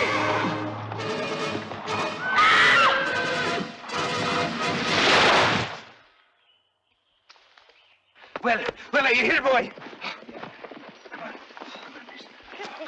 Are you all right? Oh, Judy, are you all right? look at me. My habit's ruined. It's just ruined. And what's happened to my horse? Well, he showed better sense than you did, ma'am. He run off when he seen that tree coming. Well, I'm glad you're so amused. I might have been killed. Yes, ma'am. That's why I tore you off that horse that way. That's what might have killed me. It's ridiculous when a lady can't go for a ride without being assaulted. See here, miss, he saved your life. Well, next time I'd prefer to take my chances with a tree. Well, you stay right here. I'll go get my axe and oblige you. Now, just a minute. You two had no business riding in here. This is lumber company land. No, business.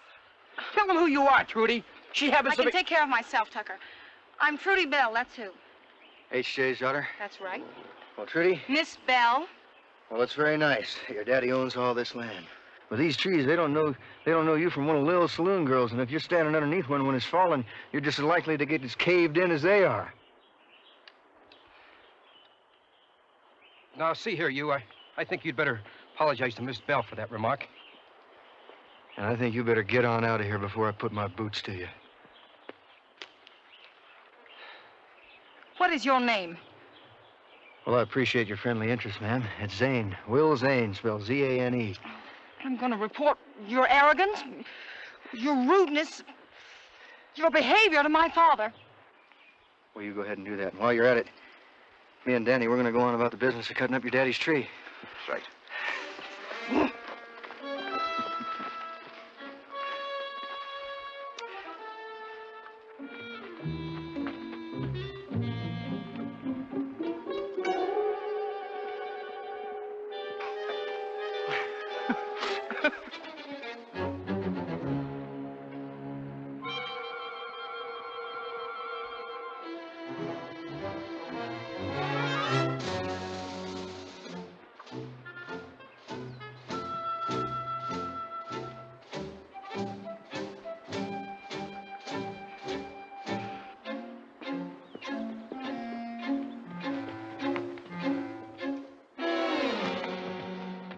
I thought you two got along real well. Yeah, real well. You know, Danny, she's a pretty little gal. Oh, But I'll tell you, she's got a tongue like a pike pole. Gal like that would be a real challenge.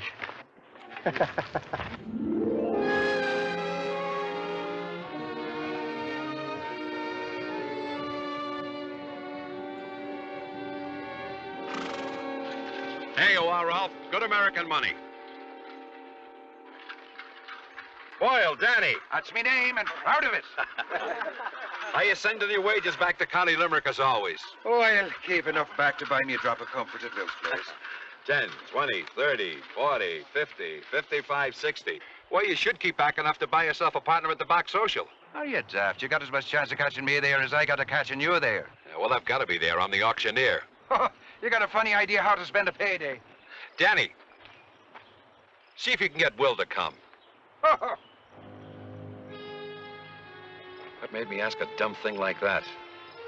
McCarthy, Jim.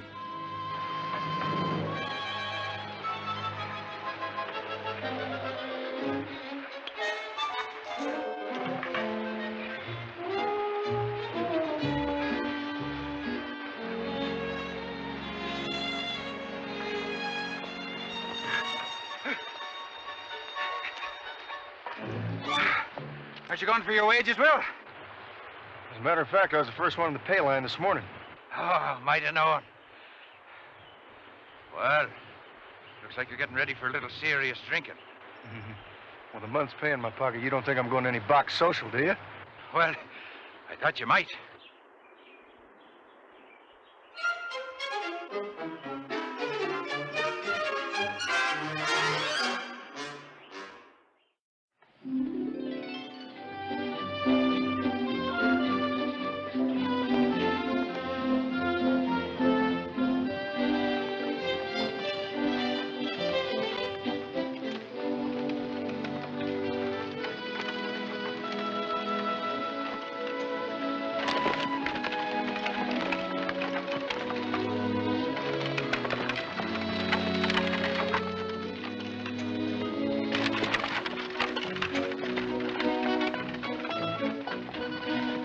Well, come on. Let's go to Lil's. I'll see you in a little bit, Danny.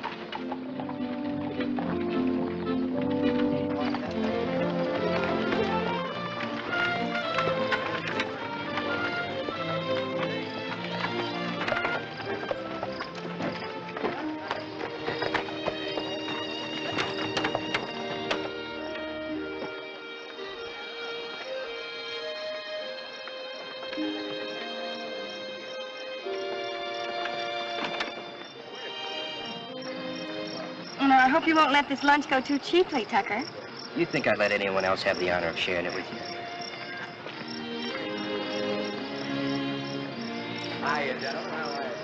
Good to see you. Well, Miss Bell, why, this box is just about going to put the others to shame. Thank you. And it's a bargain at any price. Well, now I know you folks are all hungry, so gather around and we'll begin the proceedings. Now, you all know why we're here, to raise money for the new schoolhouse. Our young ladies have been making these box lunches all afternoon, and they've been very busy, and we're going to auction them off. Now, the highest bidder gets both the box lunch and the company of the young lady. Right. Now, if you see a lively-looking package, men, start bidding. Well, suppose we start with this one. Something in here smells mighty good. Now, who's going to start the bid? Do I hear $1? $1. Delbert Hoax bid $1. Do I hear $2? $2. $1.50. Why, you couldn't even get a whiff of this for $1.50. $2. $2.50. $3. Now we're getting somewhere. $3.50, and that's my final bid. $4. Well, I'm bid $4. Do I hear $4.50? $4 once, $4 twice, and sold to Delbert Hoax for $4. Now, who's the pretty little miss that goes with this? Mary Christine. I just knew it was you. Oh, if you think this is a pretty package, you should see the miss who brought it. Now, who's going to be the lucky man? Do I hear $1? $5. Well, an opening bid of $5. This young man must have some inside information. Now, who'll make it $5.50? $20. $20? 21. $30. 31. $40.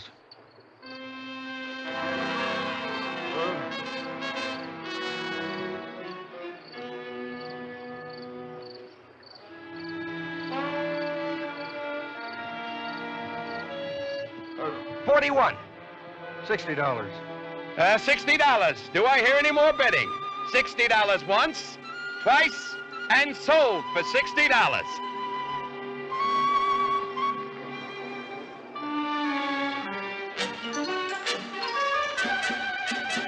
There you are, Will. Thank you. Thank you, sir. Miss Bell? Tucker, are you going to let this animal have me? Now, see here, Will Zane. I don't know what you have in mind. I have in mind having lunch. Well, I have no intention of having lunch with you. Now, Miss Bell, you know the rules. Tucker, are you going to allow this? I most certainly am not. Mr. Zane, I'd better warn you. I was middleweight champion in my graduating class. Well, I appreciate that. Now I better warn you. I ain't never graduated from nothing, so all I know is fighting logger style. And that includes gouging, stomping, ear chewing, and anything else you want to do. On second thought, Trudy, he did pay you $60 fair and square. Tucker Logan, don't you ever speak to me again. But Trudy!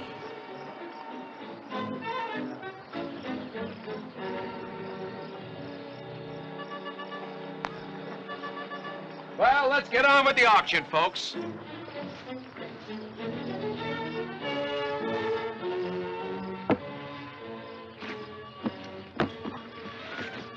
I sure hope this is a $60 lunch, because I sure ain't got a $60 partner. You just watch what you say to me, Mr. Zane. I'm saving a plenty to tell my father. Your daddy doesn't frighten me. He's a big man now, but he started out a plain old logger, just like me, tin pants and all.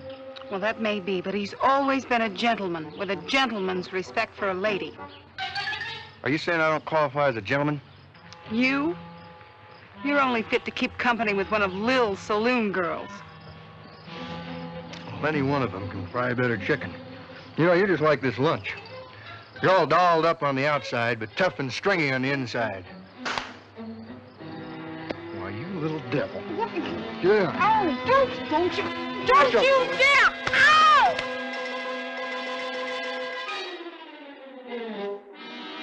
Ow! That ought to teach you. Oh, just wait till I tell my daddy about this. There won't be a lumber camp anywhere that'll hire you. Well, ma'am, it will have been worth it. You know, you taught me something. There's only one difference between a lady and a dance hall girl. A dance hall girl's got better manners. You wait! You wait.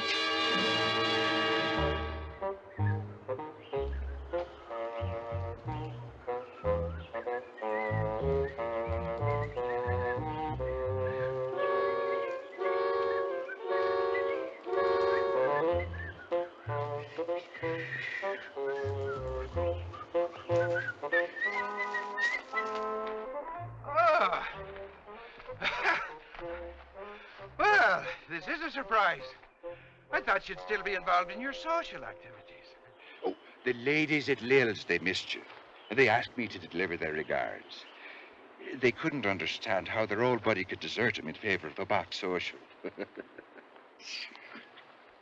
Well, I tried to explain to them that there comes a time in every man's life when he has to take a serious view of things. Start looking to the future and start planning a more responsible way of life. Well, they didn't seem to understand how that could ever happen to you. Shut up, Denny. Well, that's a fine thing to say to your old partner. It's only concerned with your future happiness. Well, if I hadn't explained it... Shut up, Denny. I said shut up. Shut up. Oh, you're right, Will. You're right. Here I am wasting time with words, and I ought to be sharpening our tools for tomorrow. You can forget that, too, because we ain't going to be needing them anymore. Not needing our axes? Oh, Will, you are a fast worker if the boss's daughter's already got his jobs in the office. We don't have any jobs anymore, Denny. What do you mean by that? I think we're fired. At least I am. Well, I can't fell a tree by myself. Well, if I'm going to be fired, it'd be a comfort to know why. I just spanked Trudy Bell.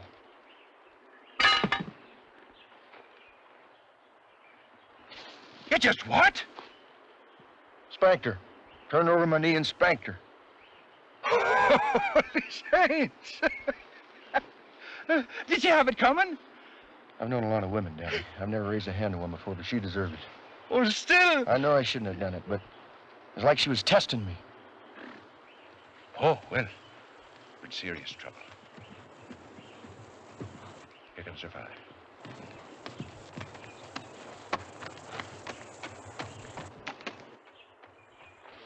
Afternoon, Mr. Bell. Afternoon, boys.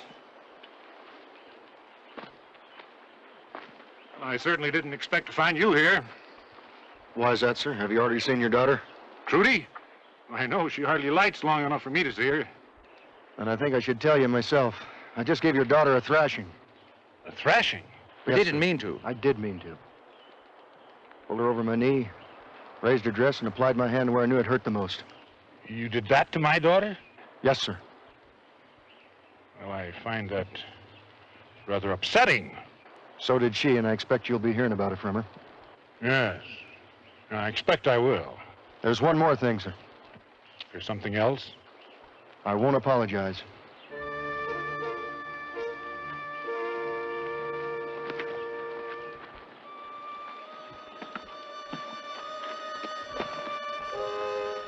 I doubt that Trudy would be satisfied with an apology anyway.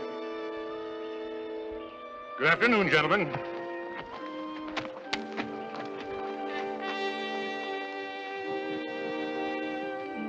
What do you mean by that? I don't know. But it don't mean we're fired. Let's get busy.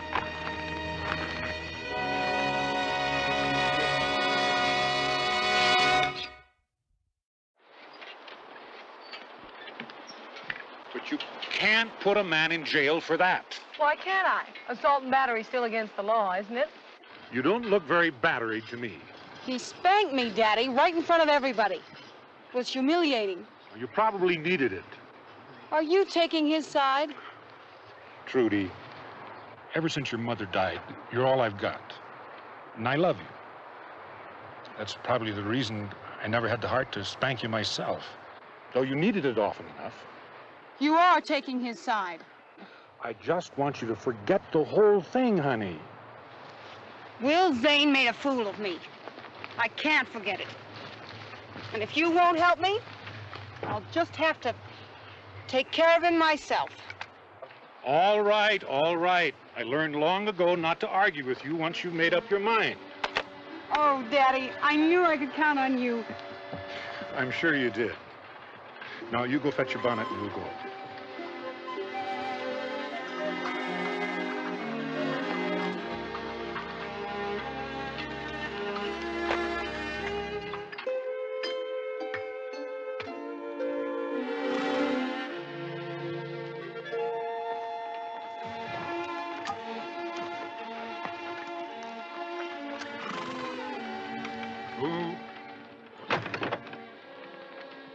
Mr. Bell, ma'am. I'll come right to the point, Will. She plans to swear out a warrant against you for assault and battery. She does she? I'd appreciate it if you'd come along with us now to the sheriff's office. I ain't never been in jail in my life, Mr. Bell, and I'm not going now. Not for something you should have done about 18 years ago. That may very well be, but it doesn't change things. Trudy's determined to see you punished for what you did. It would be an unjust court that would punish a man for doing a good deed. It looks like he's going to give us trouble, Trudy. I wish I could take him in myself, but I'm behind schedule. Here, you keep this gun on him and he'll behave. You drive, Will. And don't think you can try anything just because my father's not going. I'm pretty handy with a gun. That's right, Will. She's not afraid of anything in the world. Here!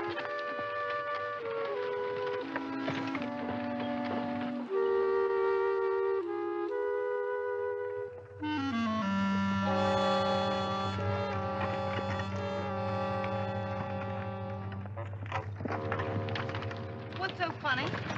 You are, with your chin stuck out and that gun so heavy you can hardly hold on to it. I can hold it, don't you worry. And I know where the trigger is, too. You don't really want to go through with this, do you? Don't I? When I'm through with you, you'll never lay a hand on a lady again. I ain't never laid a hand on a lady yet. I can hardly wait to see you behind bars. You won't be so smart then. Well, they better lock me up for a good long time, because the day I get out, I'm gonna give you my hand till you can't sit down for over a month without thinking about me. You don't scare me, Will Zane. You know what I'm thinking? Don't know and I don't care. I'm thinking you test every man you meet, hoping to find one meaner and stronger than you are. You're crazy. And beneath that cast iron expression, you're scared. Scared you won't find one. Cry, don't talk. Whoa. I think secretly you're hoping I'll grab that gun, turn you over my knee, and spank you again. You crazy little hellcat, you could have killed me. Give me that gun. Come with me, young lady.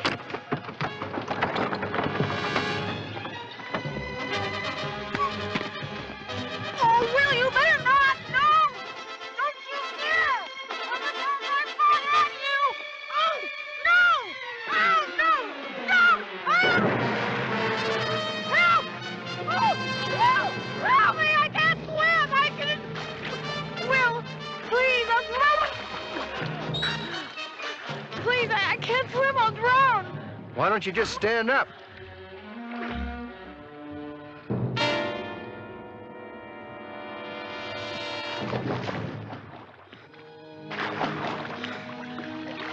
Why did you make me do it? Why did you make me pull the trigger? I might have killed you.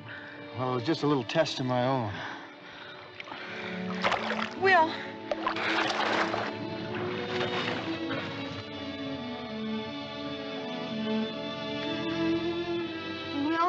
Will you teach me how to swim? Nope.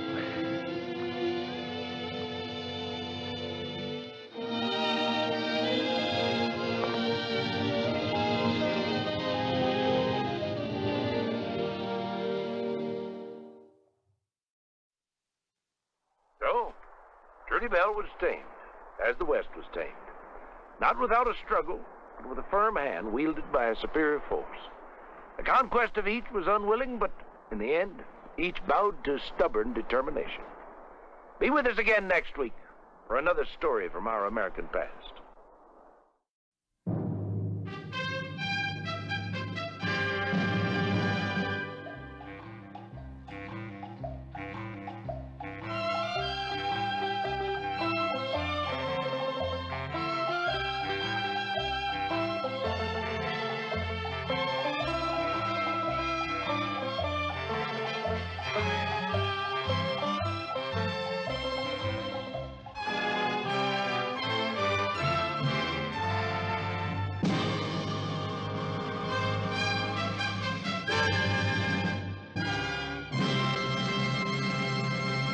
Live with your host, Dale Robertson.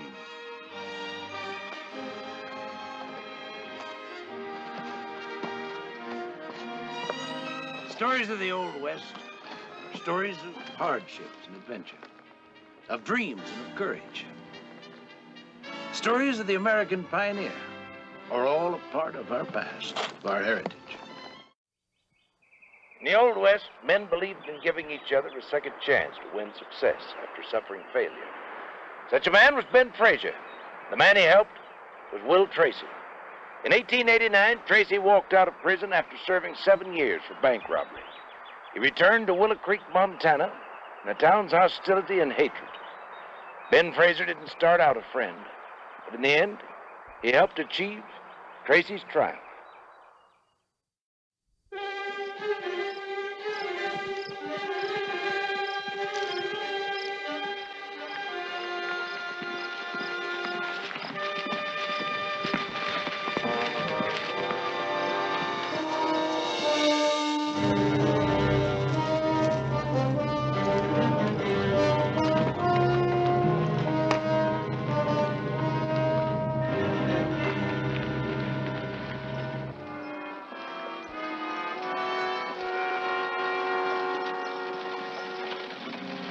Prison food must have agreed with you, Will.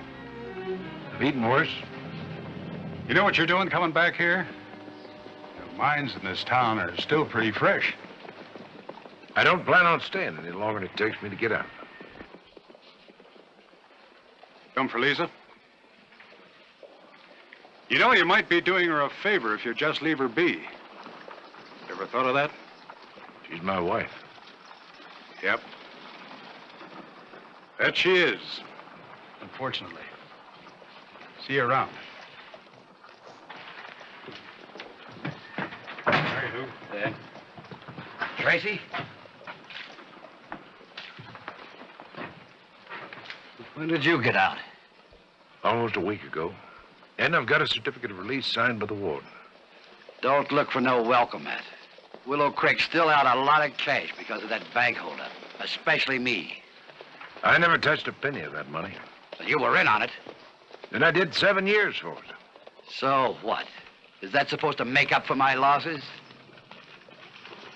7 years. You see what I mean, Will?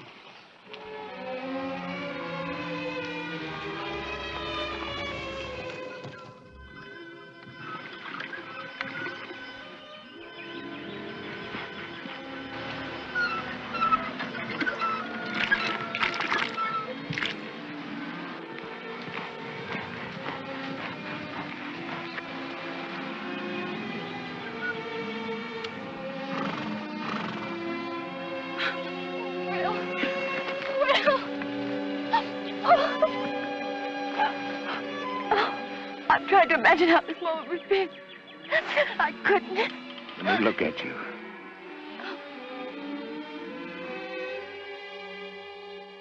And then 2 years ago, I got word of Cousin Jeff's passing. I wrote you about it, remember?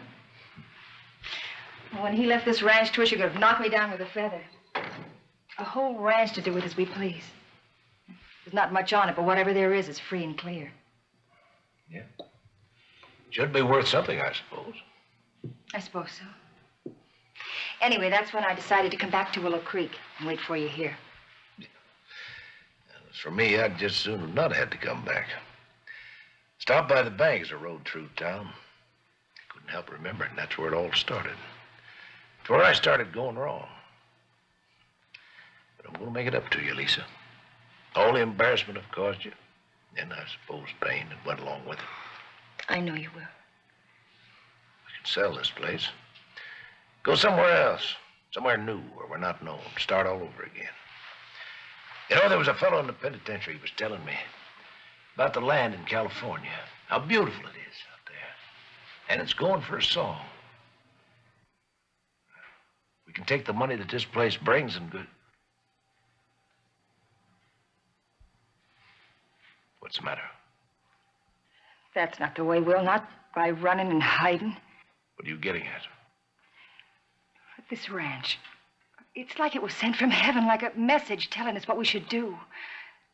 That's why I hung on so to still be here when you came back.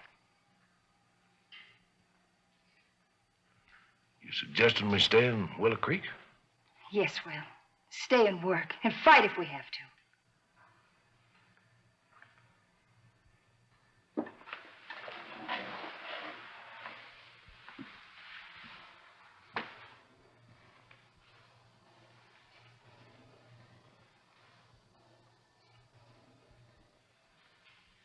I don't think you know what you're asking, Lisa. Yes, I do. I know it's going to be hard on you. People don't forget too quick. They've had to do without a lot since that holdup. Their whole life savings gone. They're bitter. I've seen them cross the other side of the street when they saw me coming. But I didn't let it bother me enough to drive me away. Because I knew we had something to work for when you got out. Why would people want to take it out on you? You didn't have anything to do with the holdup. It was me and Cal Henshaw. We were the ones that pulled off the robbery. Funny, isn't it?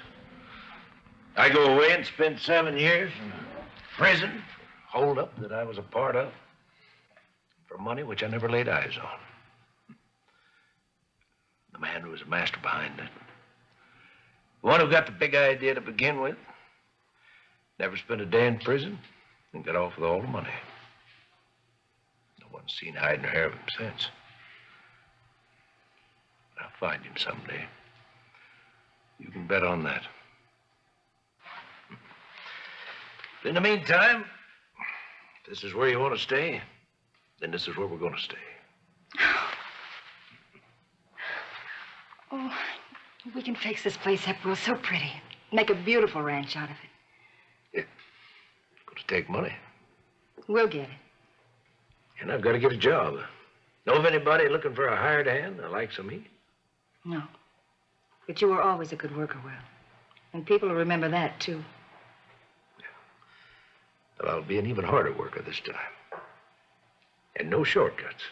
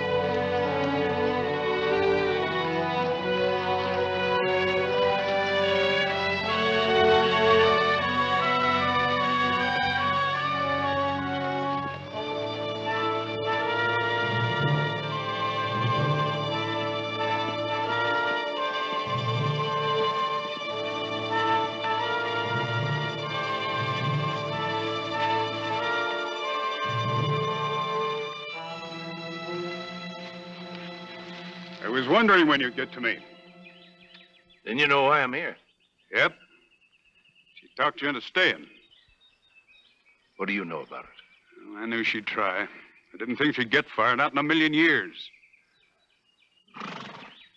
As a matter of fact, I told her you didn't have guts enough to stay. Thanks for the time of day. Report here at sunup tomorrow. Regular pay for a regular day's work. How's that again? Well, do you want the job or don't you? Thought you were turning me down.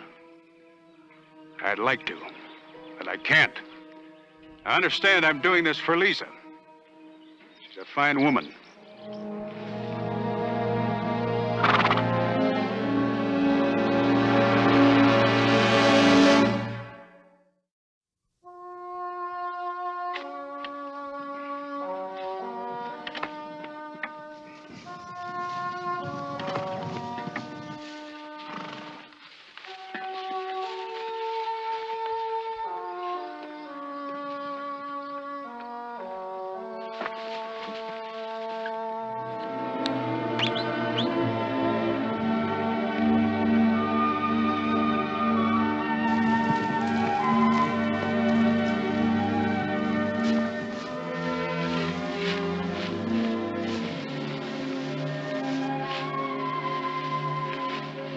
A week's work gets a week's pay.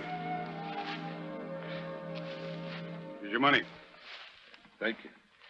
What about next week, Ben? Do I have a job or didn't I measure up? You've heard no complaints?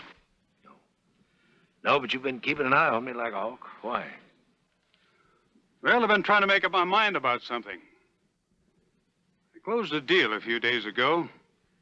Calls for the delivery of 1,000 head of cattle to the railhead in Great Falls. Drive of about 40 miles. Be a few other brands mixed in, but mostly mine, so I do the hiring. Think you can handle the job? Me? You mean as trail boss? Matter, Will, the job too big for you? No. No, but I thought... You're hired. Now, the buyer will pay cash upon delivery. I have an account at the Great Falls Bank. You can deposit the money there. Here's the contract. And don't forget to get that delivery slip signed. I will. Thank you, Ben. We move them out in the morning.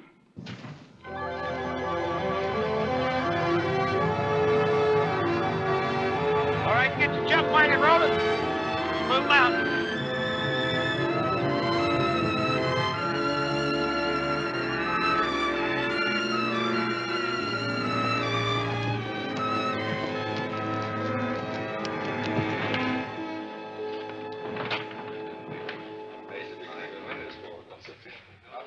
Give me a double. Starting a little early, aren't you, Kellums? I got my reasons. Yeah, like what? Like worrying about my cattle. Like you ought to be worrying about yours. Give me a good reason, I will. Well, there's one good reason you ought to know. Will Tracy. Yeah?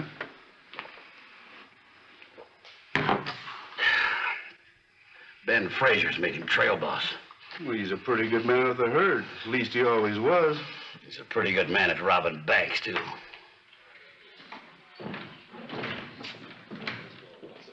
Oh, Steve, how about a tall coon to settle the dust of the day? Lou? Give me another double. Ben, I want to talk to you. What's on your mind? Will Tracy. What about him? I understand you hired him as trail boss. That's right.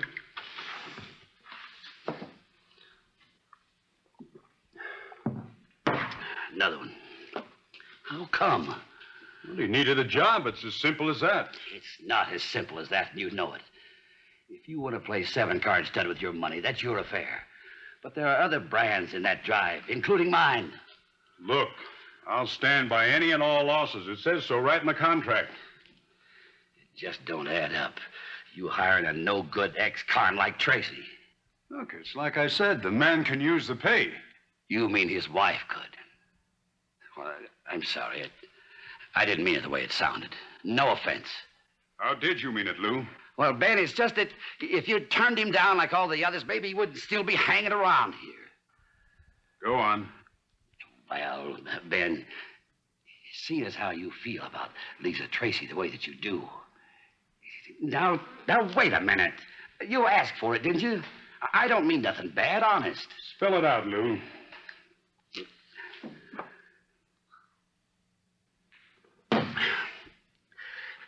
All right. With Will Tracy out of the way, you'd have a clear trail to Lisa. Not that I blame you. Whew, not a bit. No, don't you see? It'd be a perfect...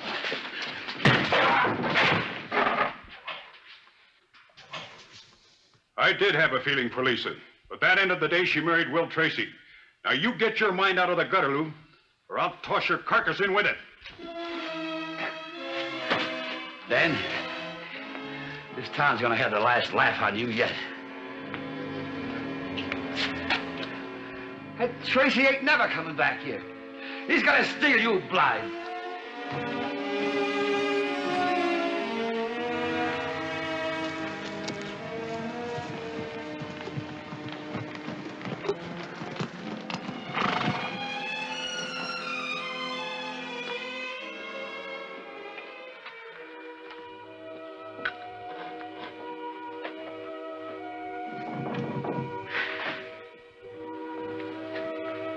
Who is it? It's me, Lisa. Ben Fraser. Oh, Ben, I'm so glad to see you. It's not too late for visiting, is it? Of course not. Come on in. As a matter of fact, I've been meaning to drop by your place. I wanted to thank you for all you've done for Will. I haven't done anything for him he didn't earn. You gave him a chance. That's more than anybody else would do. And I'm grateful to you, Ben. We both are. Would you like some coffee? Oh, no thanks. What is it, Ben? Something's troubling you. I can see it. Oh. People, I guess. You know, sometimes I get my fill of them. You ever feel that way? You're worried about me, aren't you? I wonder if anybody else knows what a worrier you really are. Well, it's just that sometimes people get so cruel. They started talking, is that it? Wondering if Will's going to make off with all their money? Yeah, I suppose. Something like that. Well, let him. We'll have the last laugh, Ben. You and me and Will. Funny you put it that way. What? You, me, and Will. I don't understand. Oh, I know, Lisa. But for so very long, I've lived with a dream. It wasn't right. I couldn't help it. I couldn't get it out of my mind. I still don't know what you're saying, Ben. I know. I'm sorry. But I'd hoped that one day when Will got out that, well, he'd just go away. Leave you here. And it would be just you and me. Ben, And it didn't work out that way. I should have known that with With a woman like you waiting for him, the man would be a fool if he didn't come back. I hope Will Tracy's no fool. Good night, Lisa.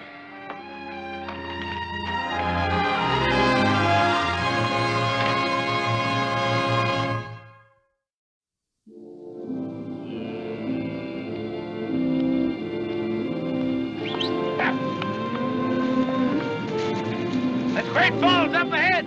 Keep moving.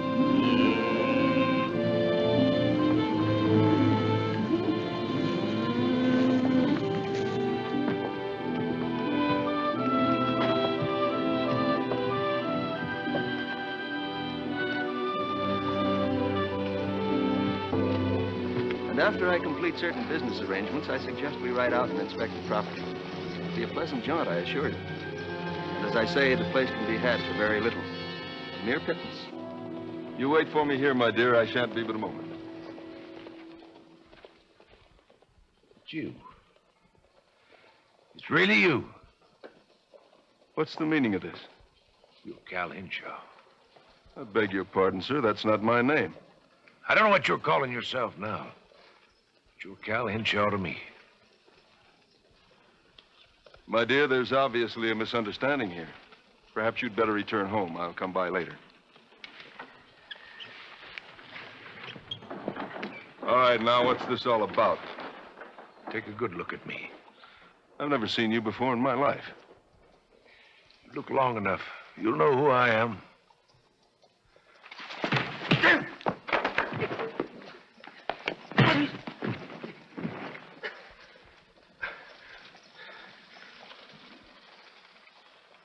Now do you remember, Cal? 7 years ago, bank at Willow Springs, just me and you. That was a long time ago. Who cares now? I care. I spent 7 years in prison, Kara, just waiting for this day. What are you going to do? Get up.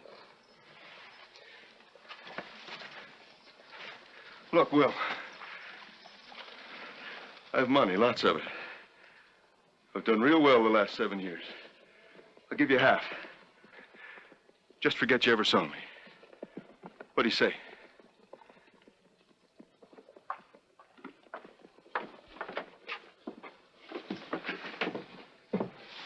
Will you please let me pass?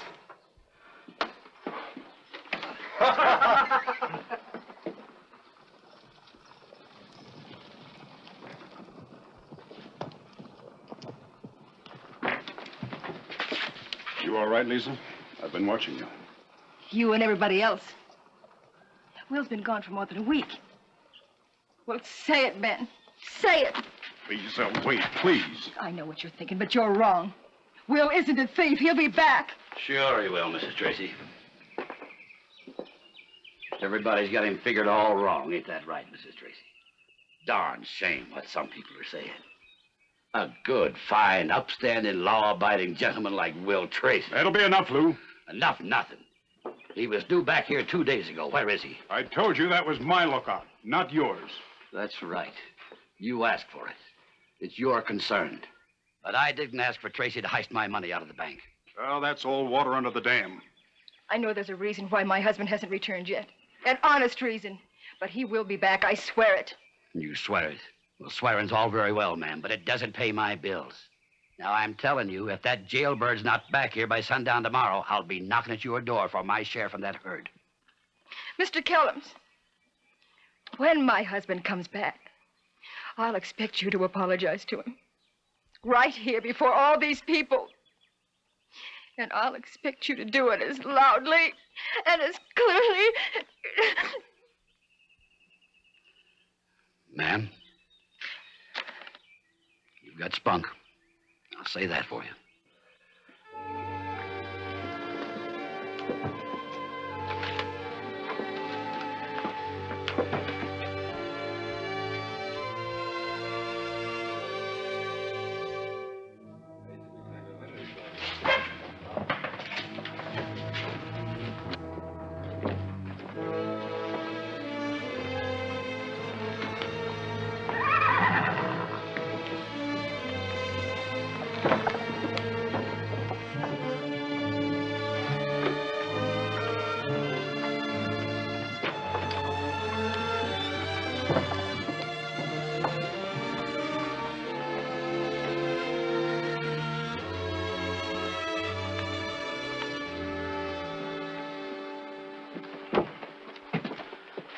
the list of charges on this man, Sheriff.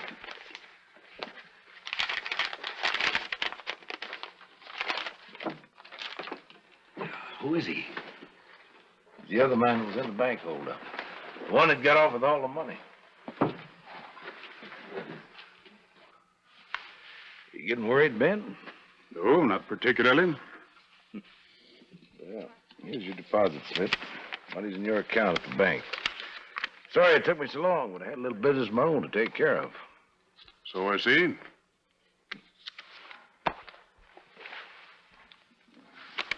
Lou? Yeah? Haven't you forgotten something? Huh?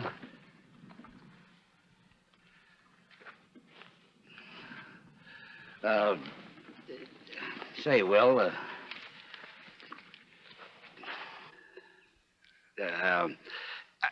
I'm sorry I rode herd on you.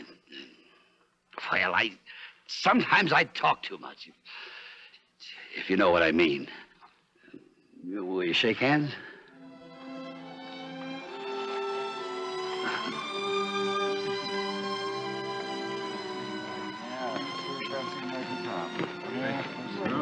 Hello, Harvey.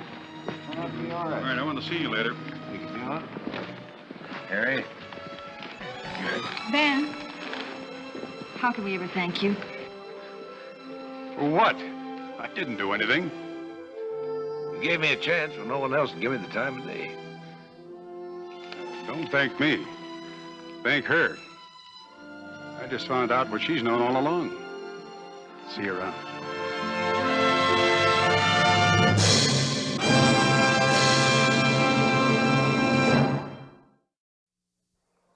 That day, Will Tracy knew that as far as the people of Willow Creek were concerned, bygones were bygones. There's more to this story. Some years later, Willard Spencer Tracy became vice president of the Willow Creek Bank, the very institution he once had a hand in robbing.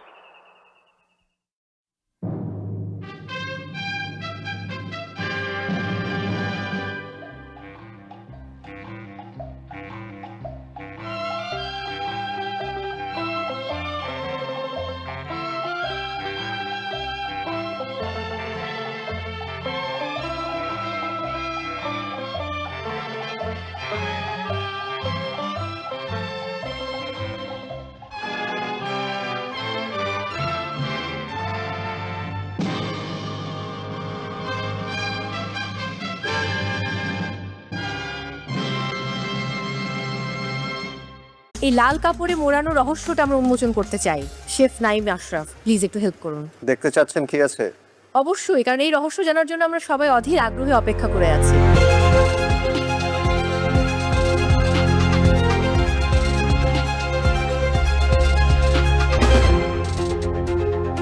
আজকের বিশেষ ingredient কি? মো, হ্যাঁ, তোমার কাছে কি মনে হয়? আমার গেস করতে একটু প্রবলেম হচ্ছে। তোমার গেস করতে প্রবলেম হলে কিন্তু আমাদের যে প্রতিযোগীরা আছেন তারা কিন্তু খুব ভালো গেস করতে পারেন। আমার মনে হয় তাদের কাছে একটু জিজ্ঞেস করা উচিত আজকে কি থাকতে পারে ইনগ্রেডিয়েন্ট। আচ্ছা পূর্ণিমা আপু, গেস করলে কি তার জন্য কোনো অ্যাডভান্টেজ পাবে? সঠিকভাবে গেস করতে পারলে নিশ্চয়ই কিছু না কিছু অ্যাডভান্টেজ তো থাকবেই। ওকে, তাহলে কে গেস করতে চান একটু দেখি।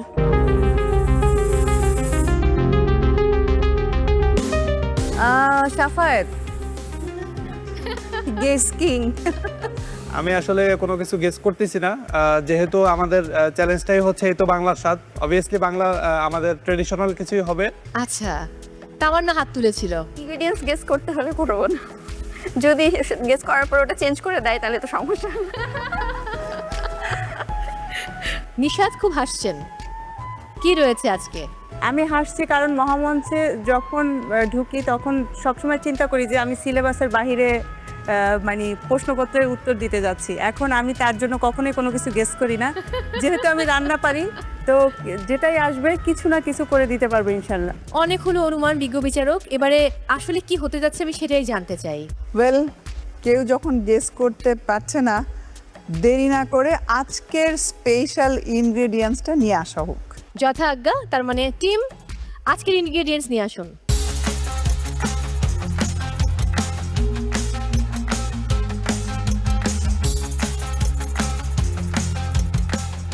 এই লাল কাপড়ে মোড়ানো রহস্যটা আমরা উন্মোচন করতে চাই। শেফ নাইম আশরাফ, প্লিজ একটু হেল্প করুন। দেখতে চাচ্ছেন কি আছে? অবশ্যই, কারণ এই রহস্য জানার জন্য আমরা সবাই অধীর আগ্রহে অপেক্ষা করে আছি।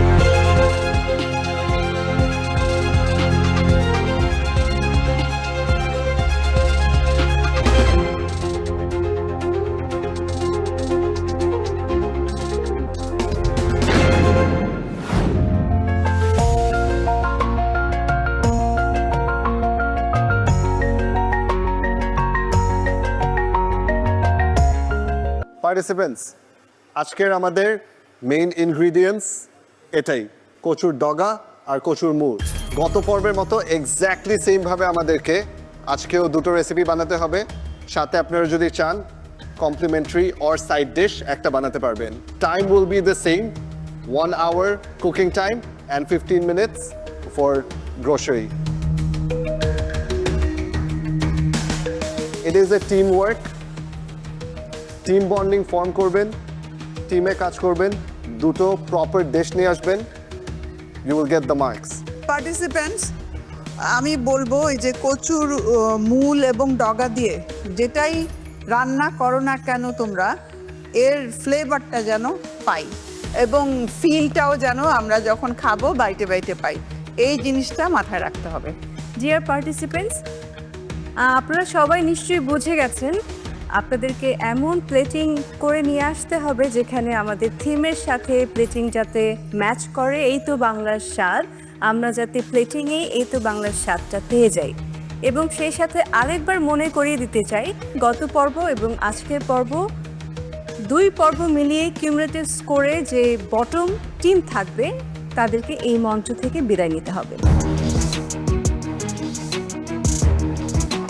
মাই ডিয়ার পার্টিসিপেন্টস, আজকেও তোমরা কোনো মেন্টরস টাইম পাচ্ছ না, কাজেই যে যার মতো টিম বিল্ড করে কাজ করতে হবে। Best of luck all of you. Spicy থাকবে না প্লেন থাকবে? এরকম এটা প্লেনই থাকবে।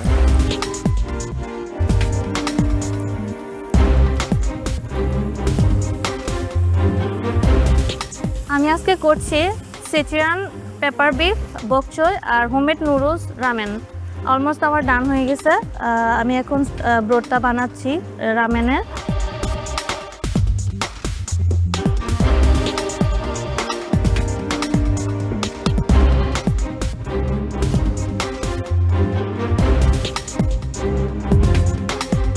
আমি হচ্ছে তেরিয়াকি চিকেন করতেছি, সাথে হচ্ছে গার্লিক ব্রোকলি অ্যান্ড এটা হচ্ছে যাবে হচ্ছে বাউয়ের সাথে বাউবান। সো আমার সব কিছু অলমোস্ট মানে প্রিপারেশন রেডি, এখন জাস্ট এটা হয়ে গেলে প্লেটিং করব।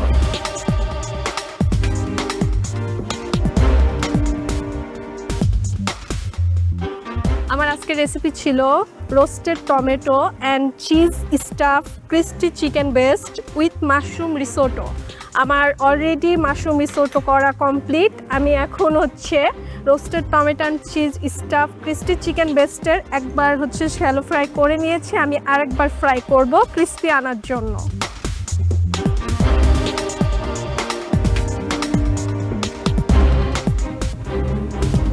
আজকে আমার ডিশ ছিল প্রন বিস্ক, আর সাথে আমি সার্ভ করবো হচ্ছে গিয়ে প্রন বল দিয়ে।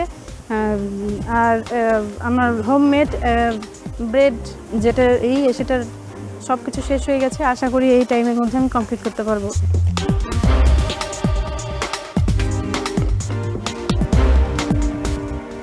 আজকে আমার রেসিপি হচ্ছে একটা টুইস্টেড রেসিপি, যেটা হচ্ছে dark chocolate and chilli mousse tart with হচ্ছে গিয়ে strawberry coulis and caramelise popcorn on top.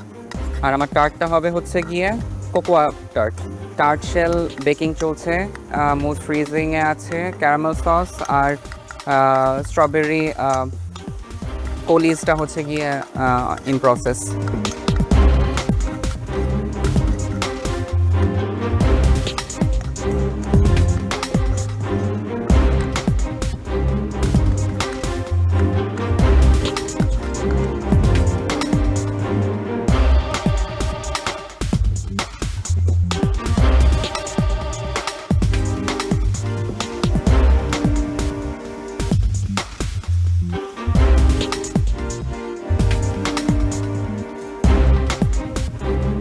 ডার্টসান বানাচ্ছি।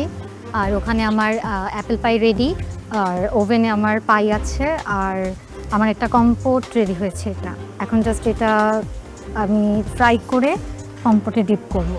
সো এটা তো জাস্ট ডার্টসানটা হচ্ছে, রাইট?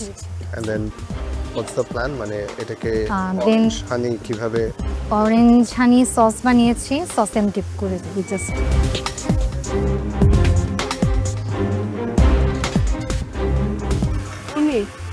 কি বানাচ্ছেন? আমার ছিল আজকে চিকেন পাই, তো আমি ওটার প্রিপারেশন করতেছি। সাথে ম্যাশ পটেটো ছিল আর সতে পেয়ার।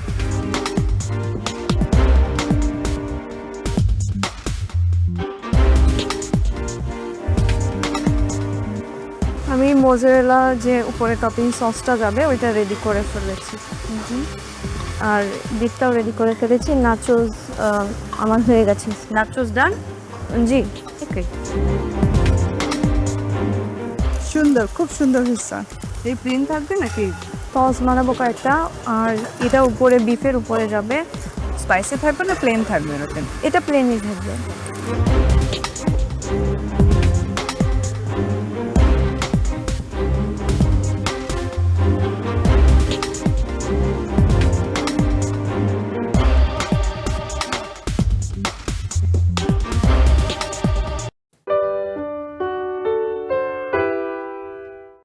প্রথম চ্যালেঞ্জ উৎসবের স্বাদ এবং দ্বিতীয় চ্যালেঞ্জ স্বাদের বিশ্ব ভ্রমণ, এই দুই চ্যালেঞ্জ মিলিয়ে টপ 20 থেকে বটম 2 কিন্তু আজকে এই মঞ্চ থেকে এলিমিনেট হবে।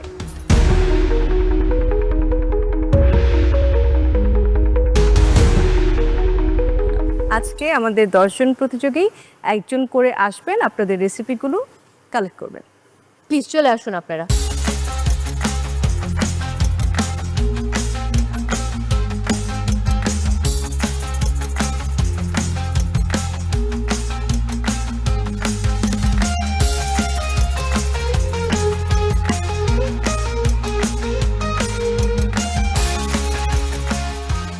এবার তো খুব আগ্রহ বেড়ে গেল কার কি রেসিপি সেটা জানার জন্য। সবাই সবার রেসিপি পেয়ে গেছেন, এবার আমাদের সবার আগ্রহ বেড়ে গেছে যে আপনাদের রেসিপিগুলো কি সেটা জানার জন্য।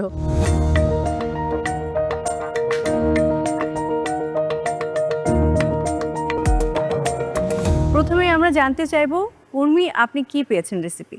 চিকেন পাই উইথ পেঞ্জেস, creamy mash and sauté peas. এবার জানতে চাইবো সাফায়াতের কাছে। আমি আজকে পেয়েছি spiced beef and apricot tagine with toasted almond and couscous. Rupa? আমি আজকে পেয়েছি chicken pepper beef, bok choy and homemade noodles ramen.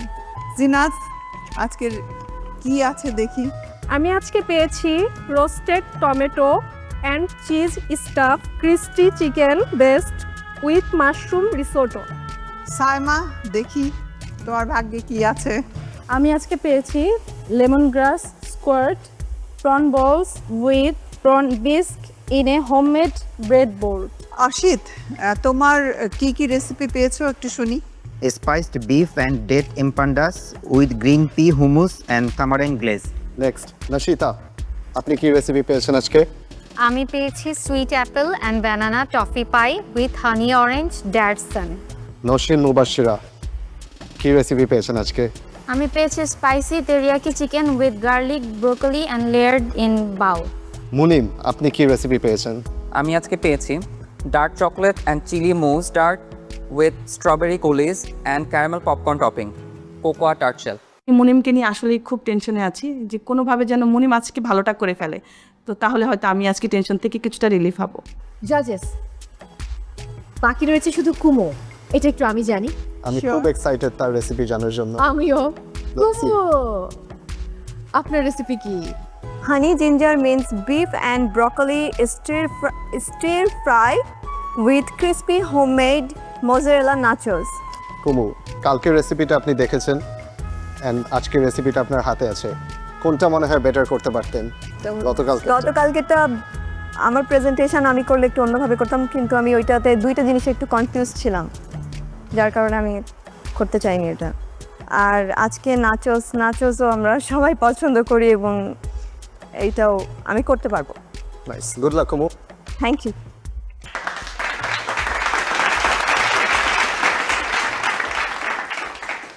Participants, গত পর্বের মতোই কুকিংয়ের জন্য থাকবে হলো 2 আওয়ার্স মানে 2 ঘন্টা, আর আমাদের রাঁধুনি গ্রোসারি শপের জন্য থাকছে 15 মিনিট, সবশেষে কস্টিং এবং ক্লিনিংয়ের জন্য থাকছে 15 মিনিট। সবাইকে আবার একটু মনে করিয়ে দিতে চাই, আমাদের প্রথম চ্যালেঞ্জ উৎসবের স্বাদ এবং দ্বিতীয় চ্যালেঞ্জ স্বাদের বিশ্ব ভ্রমণ, এই 2 চ্যালেঞ্জ মিলিয়ে টপ 20 থেকে বটম 2 কিন্তু আজকে এই মঞ্চ থেকে এলিমিনেট হবে।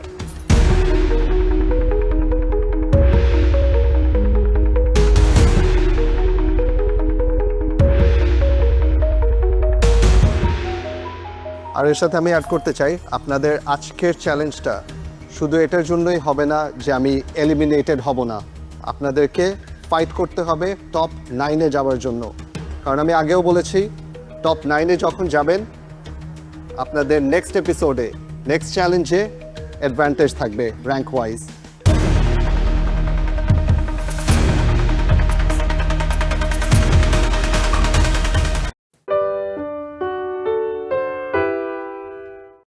নতুনভাবেই আজকে কিছু একটা হবে, সেটা জানাতে মৌ আমাদেরকে একটু হেল্প করো। আমি কি জানি, আর আমি যে জানি সেটাই তো আমি জানি না। চলো আমরা একটু দুজন মিলে ট্রাই করি। শিওর, নতুন দিন, নতুন পর্ব এবং সেই সাথে নতুন চ্যালেঞ্জ। কিন্তু চ্যালেঞ্জটা আসলে কি?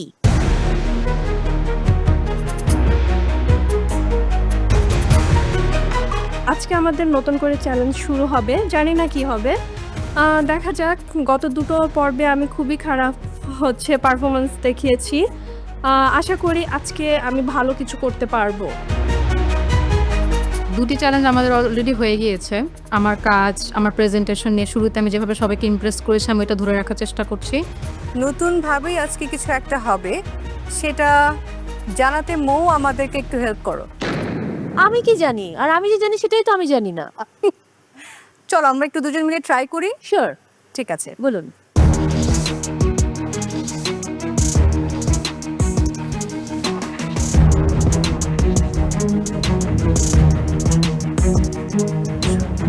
পূর্ণিমা, কোনো কি সমস্যা? আপনি ফিস ফিস করে কথা বলছেন কেন? কি যেন বললে তুমি?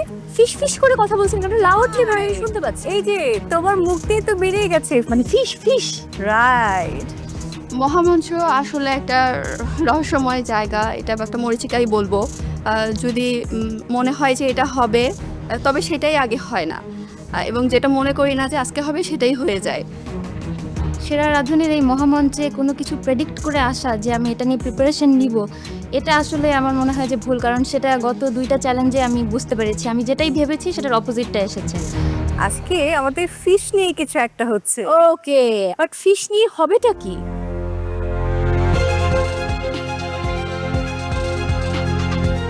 মাছ তো শুনে নিলে, মাছে ভাতে বাঙালি, সেই মাছ দিয়েই তৈরি করতে হবে আজকে আমাদের স্পেশাল ডিশ। বাট আমরা নর্মালি বাসায় যেভাবে রান্না করি, বাসার রান্না দিয়ে তো হবে না, সো আমাদেরকে দেশি ফিশ রান্না করতে হবে। দেশি মাছ দিয়ে আজকে আমরা রান্না করব, কিন্তু দেশি ফিশ দিয়ে বিদেশি রান্না করব। সো আজকে চ্যালেঞ্জের নাম ফিশ ফিউশন।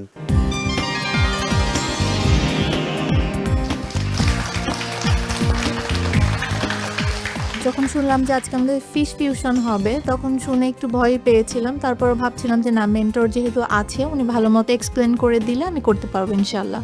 আজকে যখন টাস্কটা অ্যানাউন্স হলো যে ফিশ ফিউশন মানে দেশি মাছ দিয়ে একটা ফিউশন ডিশ করতে হবে, আমার তখনই আমার টিমে জিনাতের কথা মাথায় আসলো। আমি জানি ইন্টারন্যাশনাল কুইজিন নিয়ে তার আইডিয়াটা খুব কম।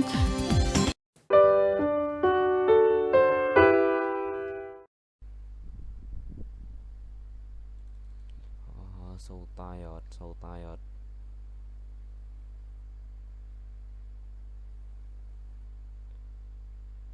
Thủy Trang Frui và đi có bơi không?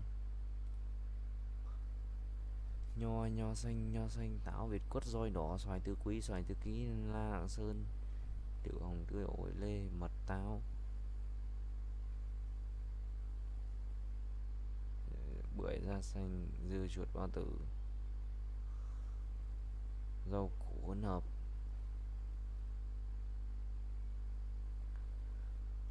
West Burberry.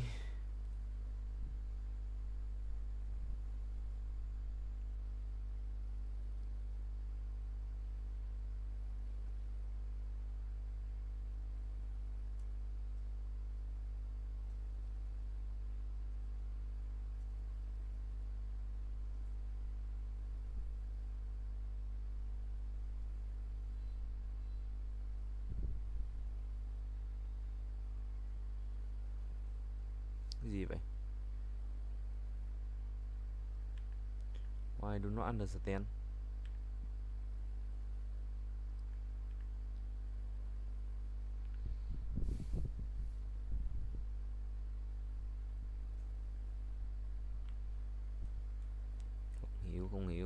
Không hiểu.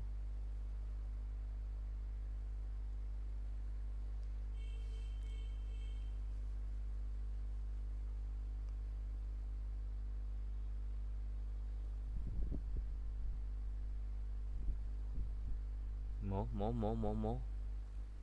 Hỏng rồi.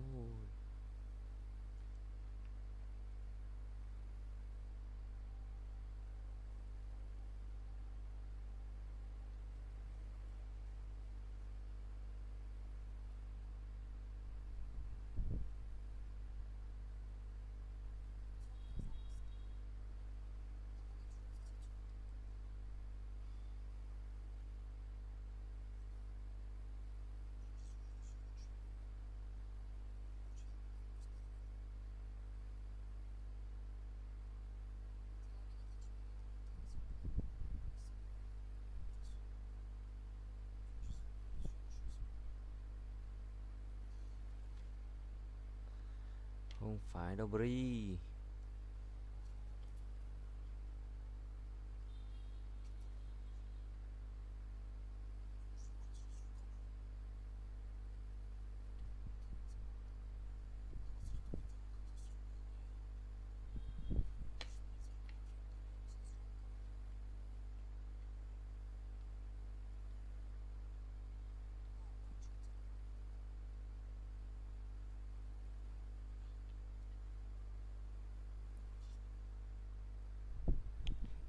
No Bri no.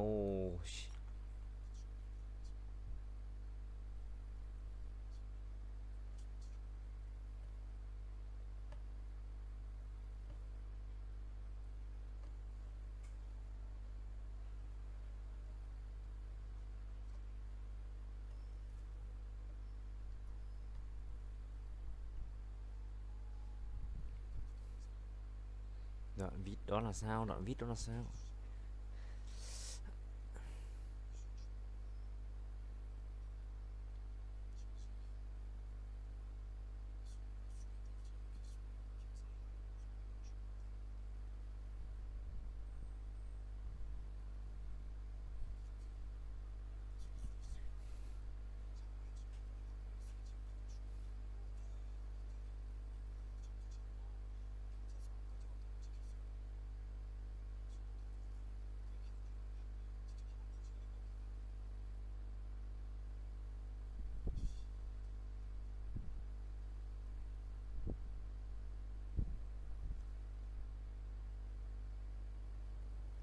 Căng cái nhẹ.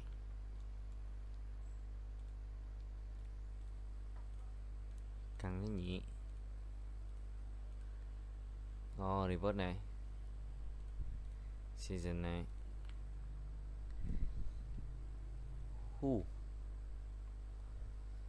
Ai đây? Rất căng ạ.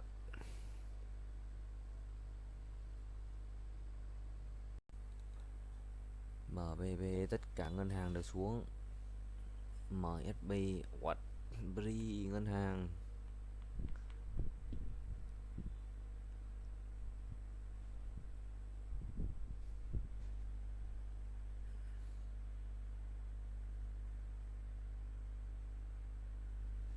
Vật liệu cơ bản, công nghệ tiêu dùng, công nghiệp, tài chính. Nhà tài chính cái gì vậy? Dịch vụ tiêu dùng của thế giới di động này. IE1 là cái gì? MSN giá 72.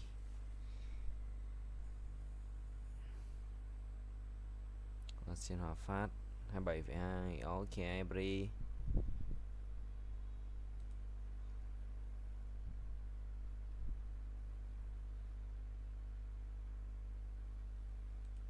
Tự doanh, nước ngoài, bán Masan, mua Hòa Phát. Tiêu tiêu tiêu tiêu.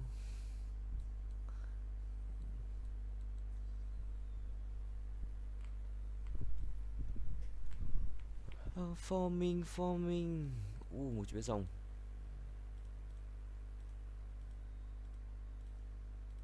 Xóa độ chứ còn gì nữa. Nhọt.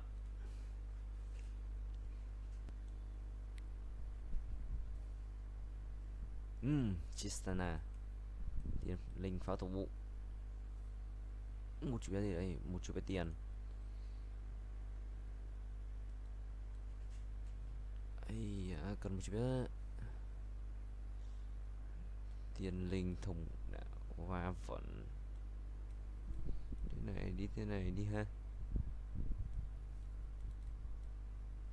Mơ thuật.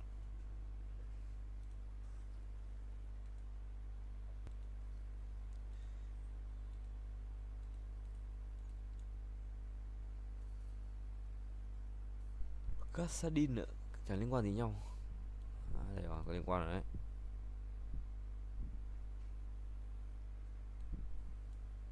Dòng thợ săn này.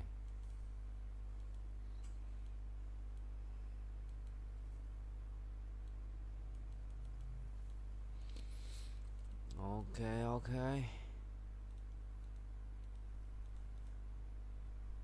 Thằng này kích 3 tên linh rồi.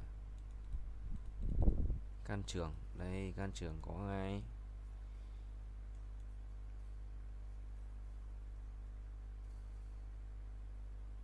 Một chủ biến Ari hồi lùng đấy.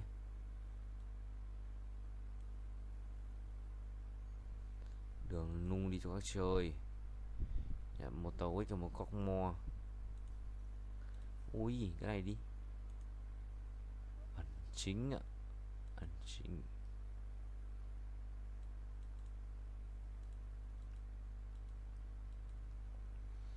Ẩn chính bảo hộ cái gì vậy? Này đi. Bán.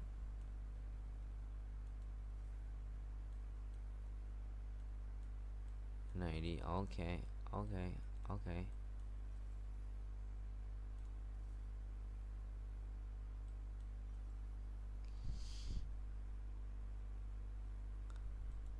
Cái này đi. Ok, Bri.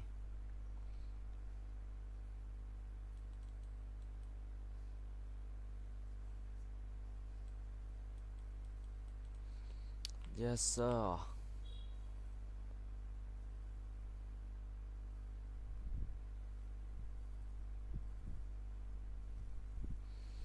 Không ăn thua.